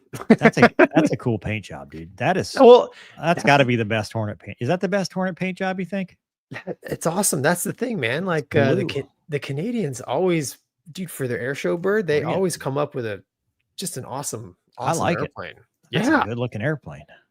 Exactly. It's kind of sad. I don't know. Think maybe they could donate it to the Mover and Gonky show. We could take turns flying it. Tear it up. We can't afford the APU to run. Like correct. we can. Yeah. If you could give it to us with half gas, just half gas is what we want. We can run one MFD. Right. Well, I hope so. They're not going to do the full demonstration, right? But I don't know what a tactical demonstration consists of. Maybe just some flybys, maybe a aileron roll. But at least it'd be cool if I like the paint jobs, man. They're going to commit their resources to the CF-35A, and that's it doesn't. This article here doesn't mention it, but do you think the CF-35 has a spotlight? That's a good question. I'm going to say no. Yeah. Maybe 2026 though comes back, right? So it said just for 2025, they're going to pause it. Dude, stuff like that when it ends, it's very hard to get it back. Exactly. I mean, yeah. It's sad though. I hope it'd be cool for the tactical display. They still paint the jet up, right? Yeah. Well, I bet the tactical display is just like a regular CF-18. Regular Hornet. Like we used to do the air power demos. I bet that's what it is. Yeah. Well, you can be sure there will be no nice paint job on the CF-35. Can't afford it. There's only like 3 of them. Yeah, I can't afford it. Well, that was a good talk, Gonky. Yeah. Very sad. That reminds me, Dan, we need to get him back on the show. Alf needs to come back on the show because Alf has a new book out. Oh, So the go one check out he was telling us about, was it Tutor Tales? Tutor Tales? So he finally got Tutor it done? Tales is out. Yeah, he sent me an email. We need to get him back on the show. That's awesome. Yeah, maybe he can expand on what the heck, man. No Hornet display. I mean, there's no more legacy display in the. Do the Marines the Marines don't do a demo, do they? In the Legacy Hornet? There's no more They used legacy. to. There's no more legacy Hornet display, right? I don't know. Do the Marines? I don't think so, man. Yeah, the Finnish. They're Swiss. Oh. One of them still does. I was talking in North America, but yeah, you're right. Yeah, North America. We weren't even talking about the U.S. I was just saying, man, like the legacy Hornet display is going away, and if the Canadians stop doing it, that's just another one. Yeah, I don't. Yeah. Anyway, Davey says, "Hey guys, do you have any tips and tricks for the NATOPS brief?" I find it a bit awkward staring at the instructor for 10 minutes. Well, you have to talk, probably. What is a NATOPS brief, Gonky? Are you? I guess you're. I mean, if you're receiving, what phase of your life are you in right now? Because right, are you giving or receiving, so to speak? Well, if so if you're giving, you probably should know this already. I have no idea. Yeah, if listen, yeah, steering is skid. Do you like skid? Huh? That's right. Yep. Mm-hmm. Yep. Yep. Got it. Yep. That's right. Very true. Skid, we love you. I know you're watching. We do love Skid. Yeah, Dave. Yeah. How would you handle this, Skid? Yep. Mm-hmm. Yep. Zoom. Yeah, easy, man. If you're receiving, yeah. I encourage, so to speak. I encourage you to stare awkwardly because it'll make him talk faster or her. Stare intensely. Yeah. Like make it super awkward, right? Act like you're writing everything down. Like you can't stop writing. Flip the card could you over. Slow down. Yeah, I can't write all this stuff. Woo, okay. And then what? Yeah. What was that? Hello? What was after hello? What was after good morning? Ooh, get your phone out and record it. Oh, I don't know if I do. They love that in the vault. That's a good place to just legal reasons is the joke. NATOPS brief probably not in a vault. Can you explain what a NATOPS brief is for everybody else? I mean, dude, the NATOPS is like the manual for the airplane, right? So I mean, that's a pretty generic. The NATOPS brief is pretty generic. I mean, it could be about a specific system or limitation or every briefing. When are we getting this NATOPS brief? Whenever the skipper deems it necessary, or you're getting your initial call on the airplane, you get a NATOPS brief on the airplane, which is it's basically systems, right? Okay. I don't know, dude. I was a cat other. They just had go do the CBT. We'll see you at the jet. It was very gentlemanly. It's just a lecture. You sit there, you drool in a cup, and that's basically it. Peeing in a cup, you'll be fine. Yeah. Doug, can you get the remote start up while we're going through these? Done, sir. All right, cool. Captain Rex says 23 years RCAF voice acting is the next adventure. Awesome. Oh, nice, dude. Joe says, before I forget, happy Thanksgiving, everyone. Dude, yes. There's your mental health minute. Happy Thanksgiving? No, being thankful. Oh. Happy Thanksgiving. Happy Thanksgiving. See you guys later. I like turkey. Don't get stuffed. Yeah. Zippers Forever says, here's $2 for APU money. That you think that would even? I don't know if that would get it started. That's a gallon. Is that a gallon? No, it's not even a gallon. It takes what, maybe 30 seconds to get that. That is like what vents out the tail. Yeah, like exactly. As it purges the fuel. Yeah, there it goes. There's the venting. Granola with the Snoopy logo says, Mover, did you see the Viper demo team clip with the Corvette? Is this recent? I saw no such thing. No, I saw no such thing. All right, Gonky, this is going to be amazing technology to you because you don't. Wait, does the minivan do this? No, I have nothing that remote starts, sir. All right, mine can do it with an app. So you just blew my mind, dude. KC-46 now comes with a remote start. Even Guccier than the KC-10. Douglas, you're up. Ooh. That's it. KC-46 get car style remote start that ignites aircraft. I'm not sure I like the word ignites. Yeah, with a tanker? Anywhere via mobile. With that too.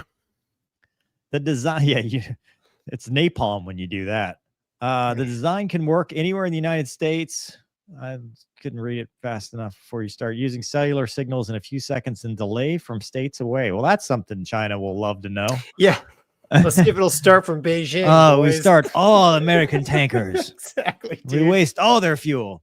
Yeah. Imagine you come to work one day and the entire line of KC-46 is just idling. Just running. Well, it's a remote start called the Auxiliary Power Unit Start System. So it's just the APU. Our team has programmed, designed, developed, and successfully conducted its first operational test on the KC-46 using the APRUS, says Captain Timothy Schwank, 22nd ARW Innovation Lab Chief.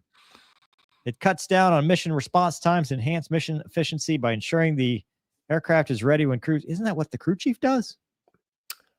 This is like, are they cutting out the crew chief? Like, I don't get it. This is already, huh? Crew chiefs start they fire up the APU in the big airplanes. Really? I'm just asking. I don't know, dude. I feel like that's what you would do in the Air Force. You'd have somebody do it for you. This has already proven to significantly reduce the alert time for the KC-46 crews as they are conducting routine training. Prior to this, the KC-46 had a severe disadvantage due to alert timing, and in comparison to the KC-135 Stratotanker, dude, how did you have a disadvantage to an aircraft with 4 engines? Dude, I bet it's those GE CFM engines. They take forever to start. Really? It's like a 2-minute start cycle, dude. Like on the Max and the 7.8, like it takes a minute to get that thing going. It's 45 seconds on the GE motors on the Airbus. Yeah, it takes a while. I don't know if it's 2 minutes, but it takes a long time. It all auto. I like it auto. Like, tell me when it's ready. Same, but I still hack the clock. Yeah. Let's say the APRUS has effectively reversed those statistics. The Innovation Lab worked with Firepoint Innovation. Hold on. 200. All right. The NSIN was intrigued by the project and contacted the Defense Innovation Unit, securing $250,000 from them to continue the research and development of the remote start device. Staff Sergeant Hunter Diedrich, non-commissioned officer in charge, and Senior Airman Doug Vargas, Innovation Lab intern, oversaw the designing. And Elon, if you're listening to me, I just saved you $250,000. Have Senior Airman Vargas be the one that starts the APU. That's it. Just have an airman go in there and hit the APU start button. It's probably 2 buttons, maybe 1. Is it 1? Battery on, APU start. Right. Battery on, wait 15 seconds, and then APU start. Yeah. I mean, they usually, yeah, they're normally hooked up to ground power, right? I mean, you just are they? I don't. Military aircraft hang. I mean, they probably are not. That's probably the problem. Yeah. All right. So scroll down, Doug. Let's talk some more about this thing. So does it come with a key fob with a? Yeah, it's a key fob, dude. Like an auto start button. Well, like something that someone will lose. That's what. All right, that's enough of that. But we can talk about it. I was just talking about the article. Go with your data, Gonky. Tell me your fears, desires. My fear is you go on a debt TDY if you're in the Air Force. That's all they do. Stay Key West. That's right. And some knucklehead like drives off in the rental car with the keys to the airplane. That's a way too specific story, Gonky. You know what I'm saying? Way too specific story. Or the rental car gets stolen outside a hotel in Lemoore and the key fob is in it. And now the crime syndicate has your key fob and he's just pressing the button. You can't do the mission, sir. Why? Somebody stole my keys. Right. I mean, I don't know, dude. And hey, how much does it cost to replace that bad boy? For a car, it's like $500, right? The battery is probably $2,000. Yeah. Just the battery. When the battery dies, here's $2,000. It's probably something like if this existed in a Navy squadron, it'd be something else you'd have to put in the safe and it'd be on the inventory list. It'd just be like one more thing for air crew to get away, dude. This is a problem I didn't know we had. Right. You know, that's the thing. I mean, because it could carry over like the F-16, JFS Start 2, you know? I mean, does it have an alarm system now? Can you lock the doors? When you're in like a bad neighborhood? You arm and disarm the doors? I don't know. Yeah. Yeah. What else will this fob do? Yeah. I mean, mine will lock, start. It'll pop the hatch, pop the door. I mean, if we're all about saving time, then you need something that's going to pop the door, so they don't have to open the door to get in it. Yeah, if it had like a just if you hit the start button and it got the airplane ready for pushback, like all you had to do They is don't push back. They just drive off. They're not pushed. There's nothing to push back from. It's a military KC-46. They just taxi off. You get it, like all you got to do is put on your seatbelt and go. Just go. That'd be ideal. Listen, this is going to be wildly unpopular with the tanker crews, but have we considered Do we care? No, just putting somebody in the plane? Give them a fan. Let them sit there. Yeah. Give them a fan. Open a window.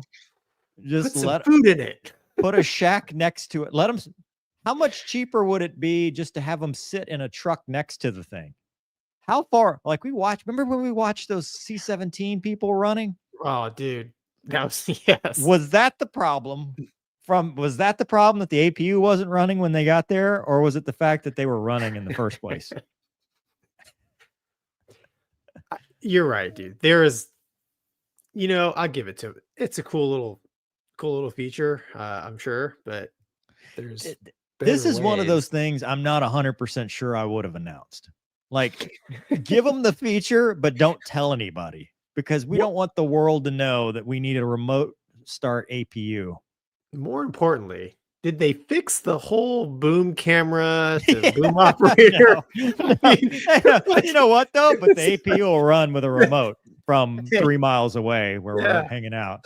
We know it can't do its primary mission, but here's a key fob to start the APU. Dude, they should take the old Camaros from the U2 program and give them to the KC-46 Bubbas and just drive faster to the airplane. Like wherever they're hanging out and staging for their alert, just get them there faster. And then you don't have something that China can hack.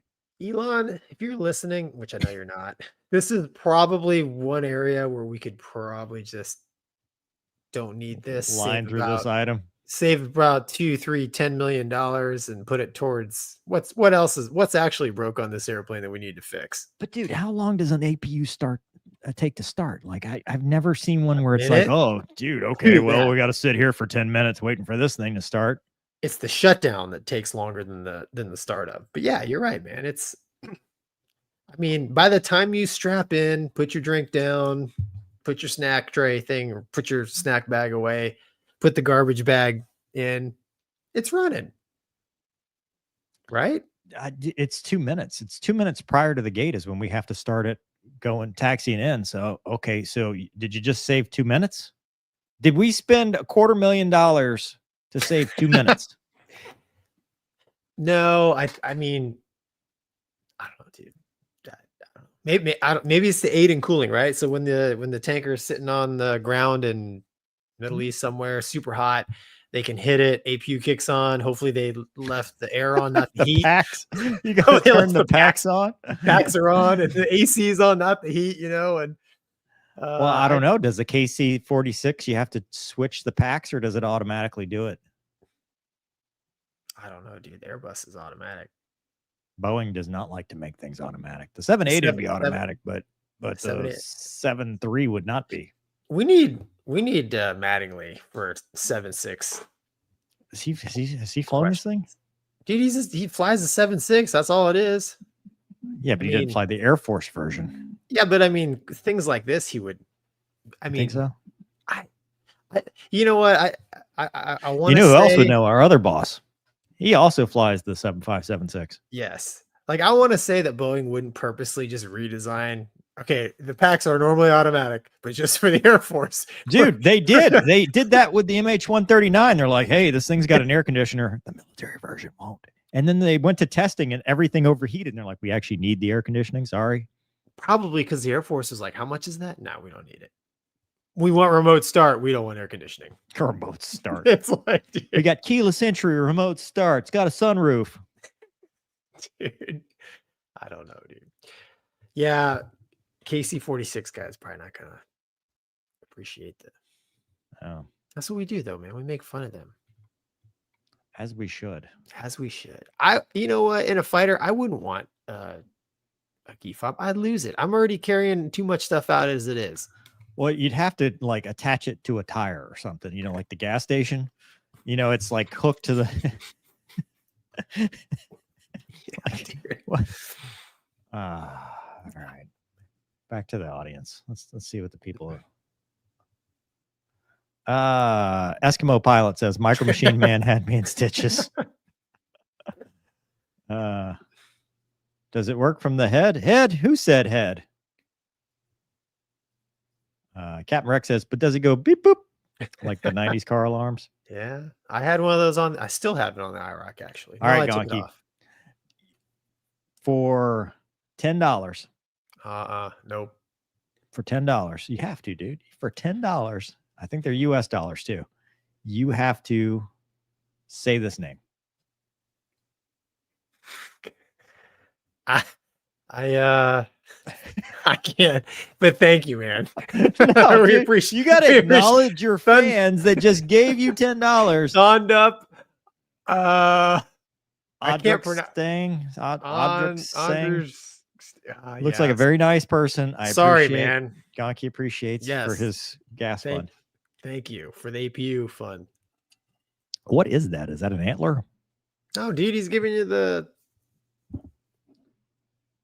rock on my screen. Really? I see an antler and a UM. What?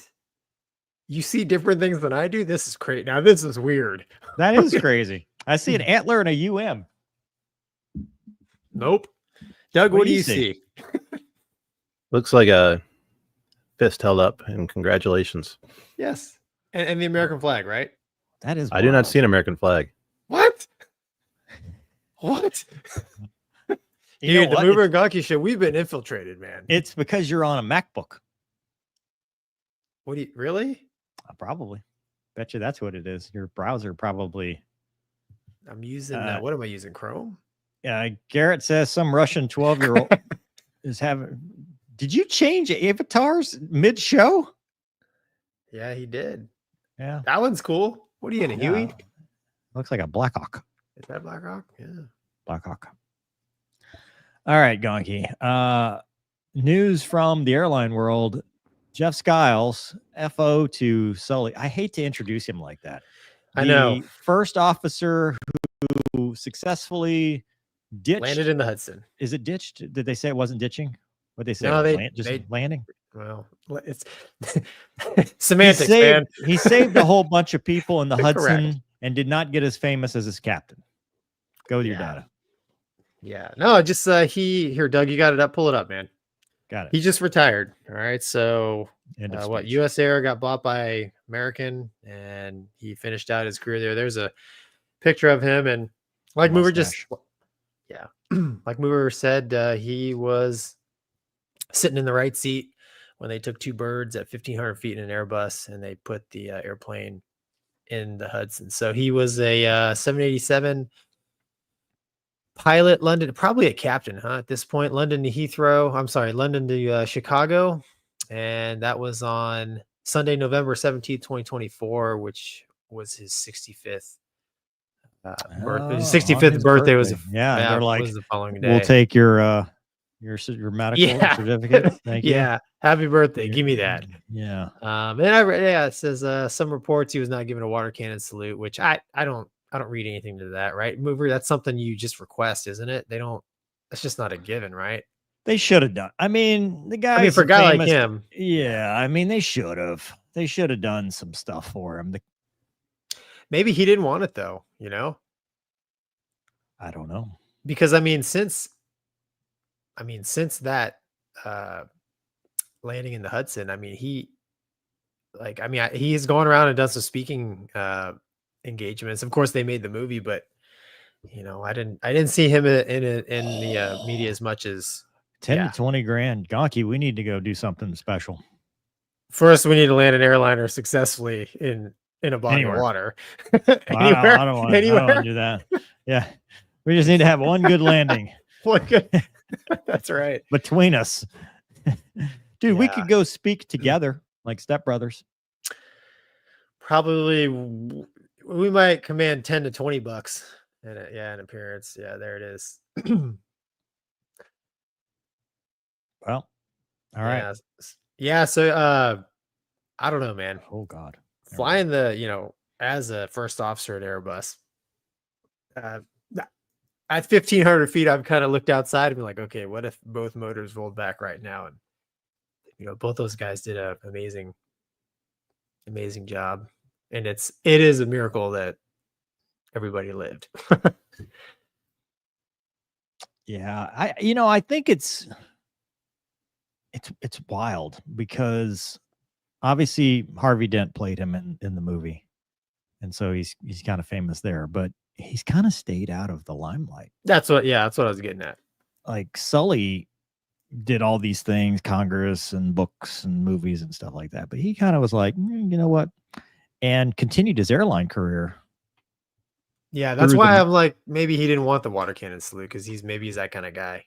Through the merger and through everything, and you've talked about this before, he was a captain that had been displaced back to the right seat when this happened. Yeah. So it wasn't like he was like a junior FO that, first time airline job. This was an experienced guy that didn't get enough credit for what he did in his role, even though Sully has multiple times come out and said could have done it without a good FO. Yeah. Although my favorite quote from the movie is, I Googled you. Yeah, that's right. That's right. Yeah. But looked you up on the internet last night, which Wombat has said he's had people say that to him before. Weird. Yeah. But, he played a big part in it. He didn't use that for much else and continued his airline career.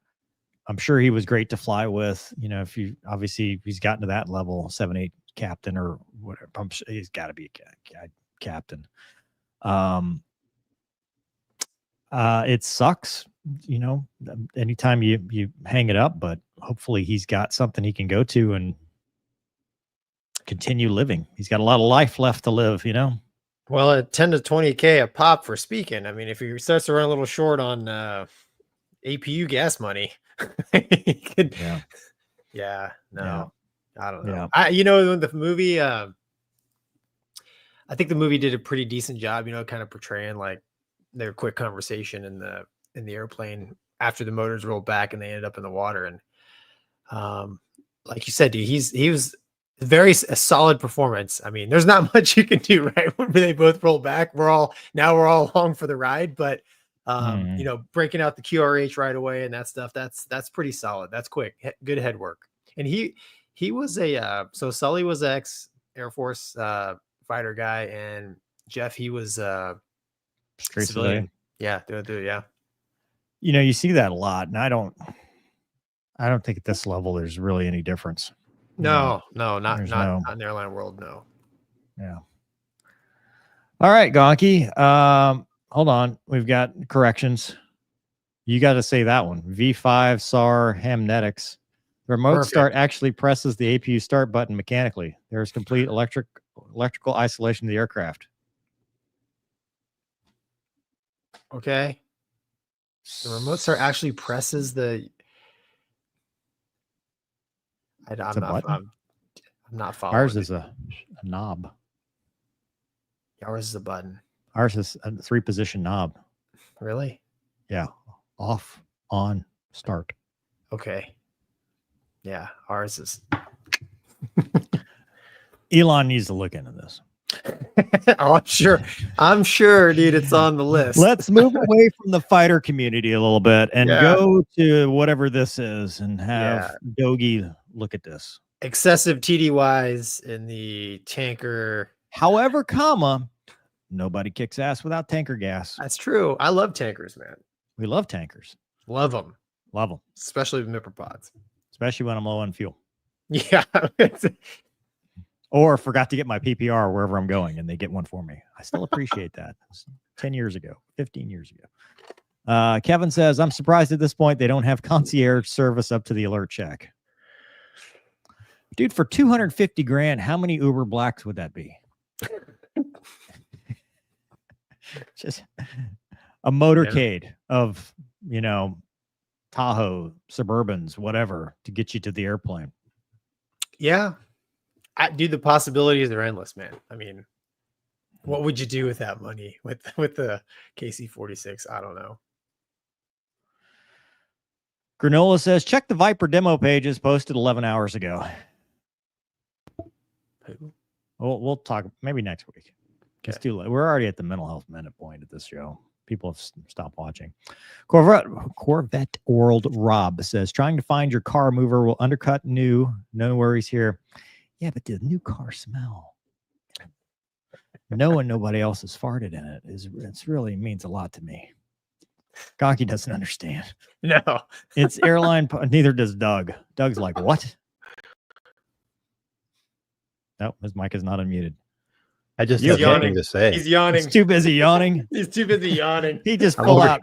He's Over full here out yawning, unconscious. and He's- never making a car payment in my life. He's unconscious at this point. Is it airline politics that the Hudson Miracle guys didn't get the credit they deserved? I mean, they got a movie. Well, how much more credit? Yeah, they did. I think they did, man. Makes no sense. I mean, we do it yearly. They get a lot of. I think they get a lot. They did. Do. Two, Both. yeah. Griff says, got here late. Just want to wish Mover, Gonky, Doug, and their families a happy Thanksgiving. Happy Thanksgiving, Griff. 6.69, Griff. Very nice. Very nice. Well done. Gonky, the mental health minute is yours, sir. Did you want to do the one you talked about? Sure. You're out. Yeah, there we go. How to handle. So this one came in via email. So we appreciate the suggestions and we try to weave them in when we can. But yeah, so basically it was, hey, how to handle criticism. So with the angle of you do a flight, you come back, you get debriefed, and Mover, as you know, most of the debrief is spent talking about, well, because you were a fighter pilot, bro. Said I was a bad fighter pilot. No. I can't handle this criticism, Gonky. Yeah. Continue. Yeah. Mover will be our case study for this discussion. No, you come out of there, how do you handle all of that criticism? And I won't say his name, but he was like, in life, this person has trouble accepting criticism. So my response to that, it's always kind of in context, right? So in the flying business, I always knew that when I got back from a flight, especially as I progressed, got into Hornets and into the more complex phases of the program, I just knew that I would make a lot of mistakes. And I knew that the criticism coming from the IPs, it wasn't from a position of, they weren't trying to be mean.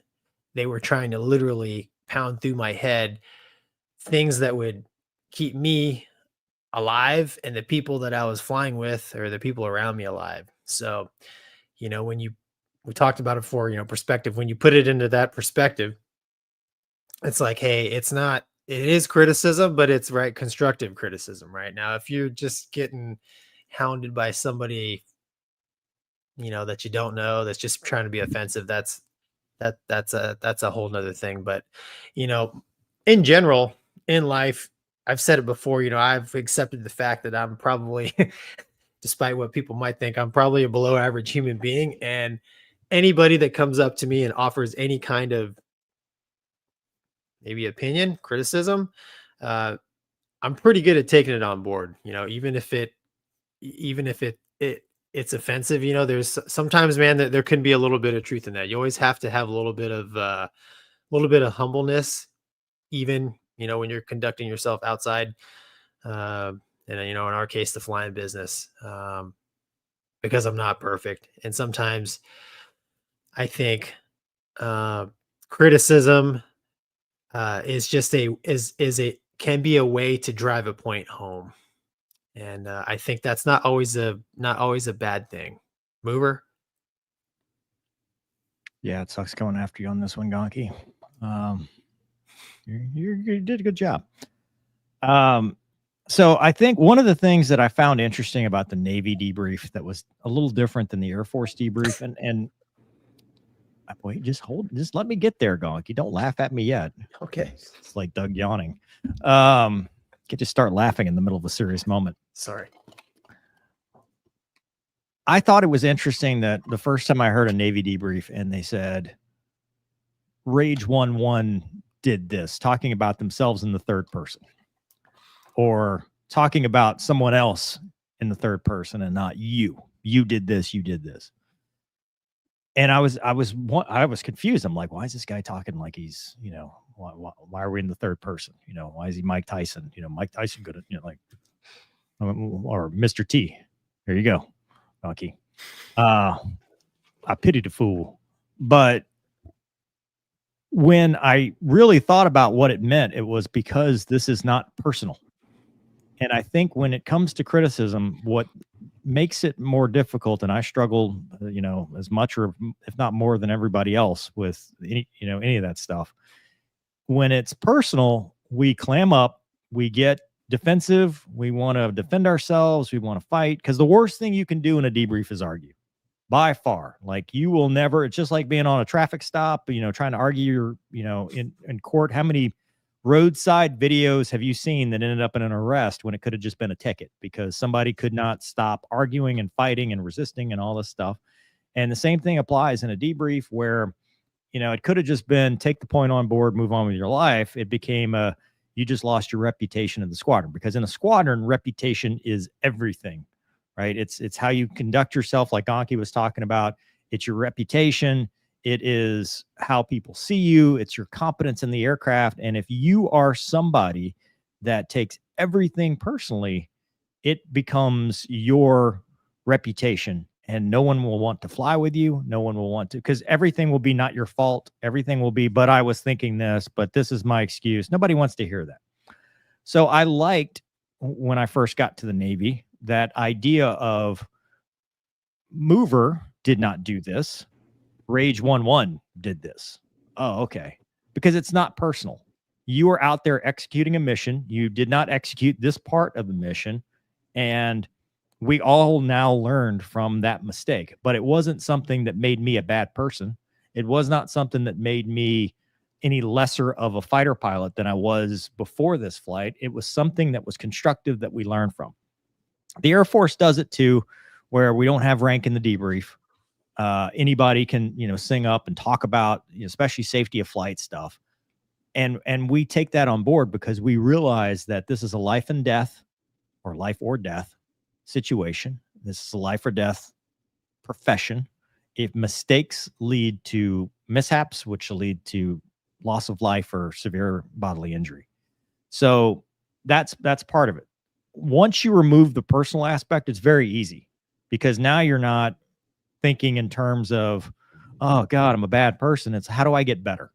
How do I make sure that I go out and kick it? I mean, when I was in pilot training, I remember, taxiing in thinking, okay, how do I do this better next time? I'd sometimes beat my IP to the punch. Like, how can I fix this? What can I do? And they'd be like, hold on. We got a debrief for that. Cause I had that mentality of, I do not want to make this mistake again. It's okay to make mistakes. Just don't make them multiple times. And if that's your mindset, you will earn the respect of those you fly with.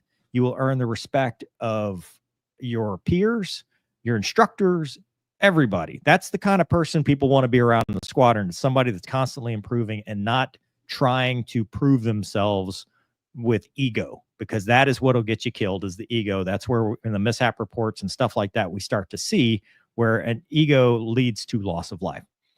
So with that said, where I struggle, because this is mental health, not aviation talk, even though a lot of it's aviation, where I struggle sometimes is I take that mindset and will then internalize it when something becomes personal. And that's where I think the distinction is. When we come from a professional world where a debrief is something that we internalize as professionals and not personal. So, Gonky, you give me criticism and say, hey, Mover, your rejoin was, aft, forward, whatever, took a long time or whatever. I go, okay, well, I'll fix that next time. But if I'm used to that, and I go to a situation that is not professional, where, for example, the YouTube comment section, where the criticism is, Mover, you're an idiot. Why did you say that? You don't know what you're talking about.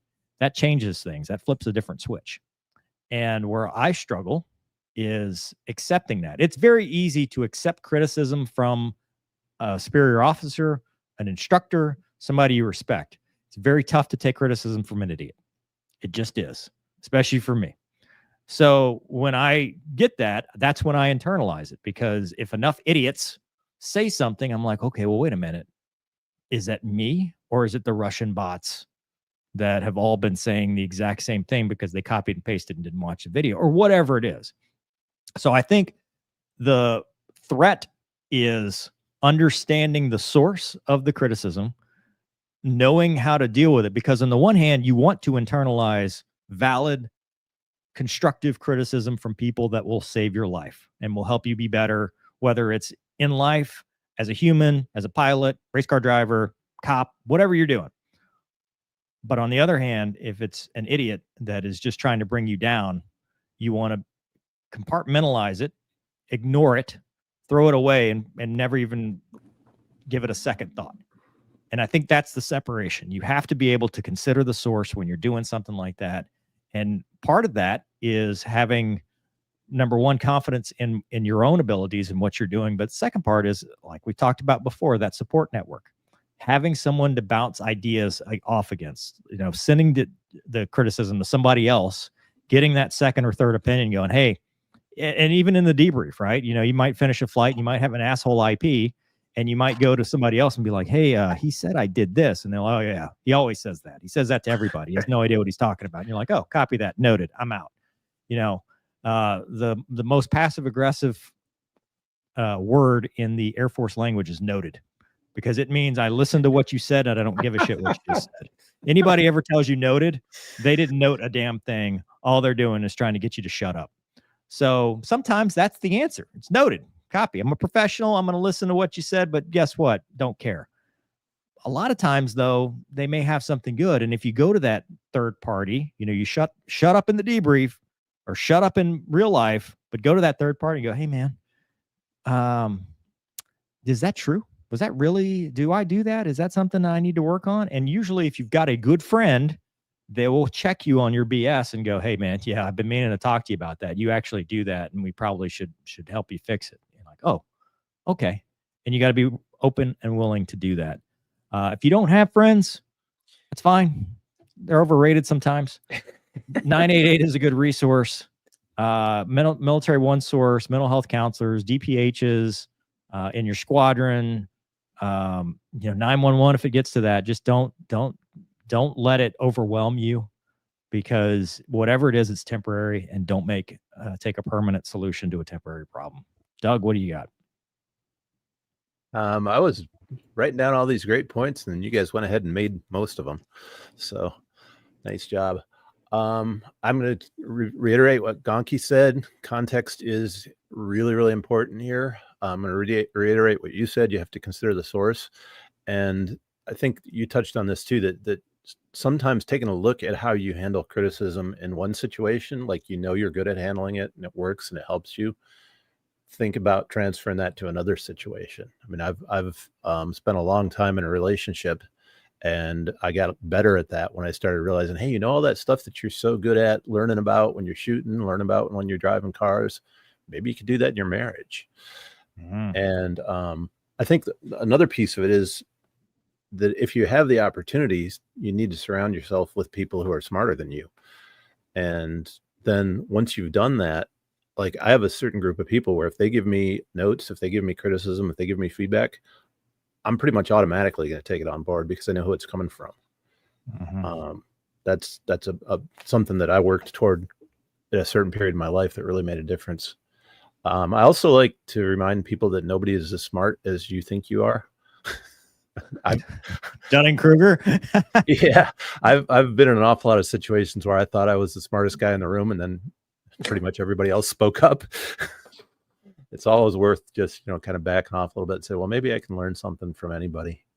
And it's also I'm going to mention that it's good to be good at taking compliments as well as criticism. A lot of people are very bad at taking compliments. Nice work, Mover. That wasn't meant as criticism. What do you know about taking compliments? I'm out. See you. That's all I've got. That was Nice. awesome, Doug. Thank you. Thank you, Doug. Thank you, Gonky. Thank you, Mover, and Why? everybody who's watching. This cord is bothering me. Yeah, so that's great. We had a show tonight, and we did it. Yeah. And, our marriage is still intact, Gonky, for those that were upset. Yeah. Next People week, don't- though. Sorry, go ahead. I was going to say, people don't understand Ready Room humor. No, they don't. No, They really it's don't. okay. It's okay. 1/10 of what you would see in a Oh, dude. squadron, dude. Oh, yeah. You would be like, are you mad at each other? Nope, it's just how it is. It's just how it is. That's right. Yeah. He shot me. I was kidding. That's fun. Yeah, dude. Hey, next week, I don't know. We'll have to. Oh, God. Are you leaving again? Yeah, dude. I have a new niece I have to go see. Dude, you're like retired. All you do is gallivant around in an RV. Cousin Eddie. No, yeah, it's blue too. But no, I do. What do you want from me, man? I have a new niece. I would need like to a go see her. stable show that happens every Monday in a Where's predictable location with where's normal internet that you don't have with all the spam bot stuff from your whatever websites you visit. Dude. We've been able to hit every Monday for years now. 2023, almost Just 1 year, dude. 1 year. Like it's 2 been 3 years. It feels Three like 3 Gonky- years. 3 Gonky years. It's been one, 3 Gonky one years. US year. The lunar been 1 calendar year. is way shorter, man. Speaking of than the- Luna. Luna. No, she's not coming. John has said some things. You send a death threat to move her a death threat too soon. John, will you be willing to come and pull security at my house? Same thing with Zippers Forever. I need both of y'all to show up. One with the dog, one with just your thunder and lightning. That's funny. And maybe a rifle if you can get one from California. John says, your glorious shining sword and criticism is the whetstone. Do not run from the whetstone or you will become dull and useless. Stay sharp. Mike Tyson. Dwayne Allen Hahn. Okay. Do you have like a Every- calendar? Where do you get all Yeah. these quotes? Every week I have to Google the people that John has quoted. John's got Google. He's like on his phone. He's like, He's a warrior I- poet. John, I like it though. It's good. It's good. And then Neuropilot says, I'll fix my safeties and I'm glad to be here. Glad to have you. Yeah. Oh, Gonky goes by golden retriever years. Sadly, dogs don't live that long. The best kind. Yeah. Oh man. Thanks, BJ. Yep. That's all I got, man. Yeah. Everybody have a happy Thanksgiving. It's a couple days Wow, away. say it like that. Everybody have a happy Thanksgiving. There you go. Thanks, Mover. Yeah, you're welcome. People say I'm too grumpy. We're changing. The Lunar New Year. New me. See, I Look, said it like a man who has like when- family. And, When you face death like I have, you start to have a different perspective. Gonky said it like a man who has to drive an RV to it. right. See, Doug I understands. said it like a dude. man who's just going to watch football with my dog. Right. As a single man, yes, exactly. You command your own day on Thanksgiving. For me, I got a whole list of fun things I gotta do. I don't know. Make better life choices. That's all I can tell you. My wife tells me I'm like Christmas time, I turn into the Grinch, man. Even though I love Christmas, but still, it's like Our PIO tried to get me to dress up as the Grinch. so. She's like, you won't even have to act. Just put the suit on. And I was See? like, we need Photoshop pictures We- of Green yeah, I I Mover. said, absolutely not. I'm not doing that. There's no chance. I don't dress up. I don't dance. I don't sing. I don't lip sync. Just Like, a ball of fun, man. I have a ball of fun. I'm a lot of fun. I'm a lot of fun. Okay, we'll take your word for it. Hey, I'm fun, damn it. I'm so effing fun. Yeah. We're gonna have You so will much have fun in my presence or else. Take this criticism, Gonky. Too much. You've been in the military too long, dude. Fly, fight, and win, baby. That's right. All right. All right. Good night, everybody. Good night, everyone. Thank you. Night, folks.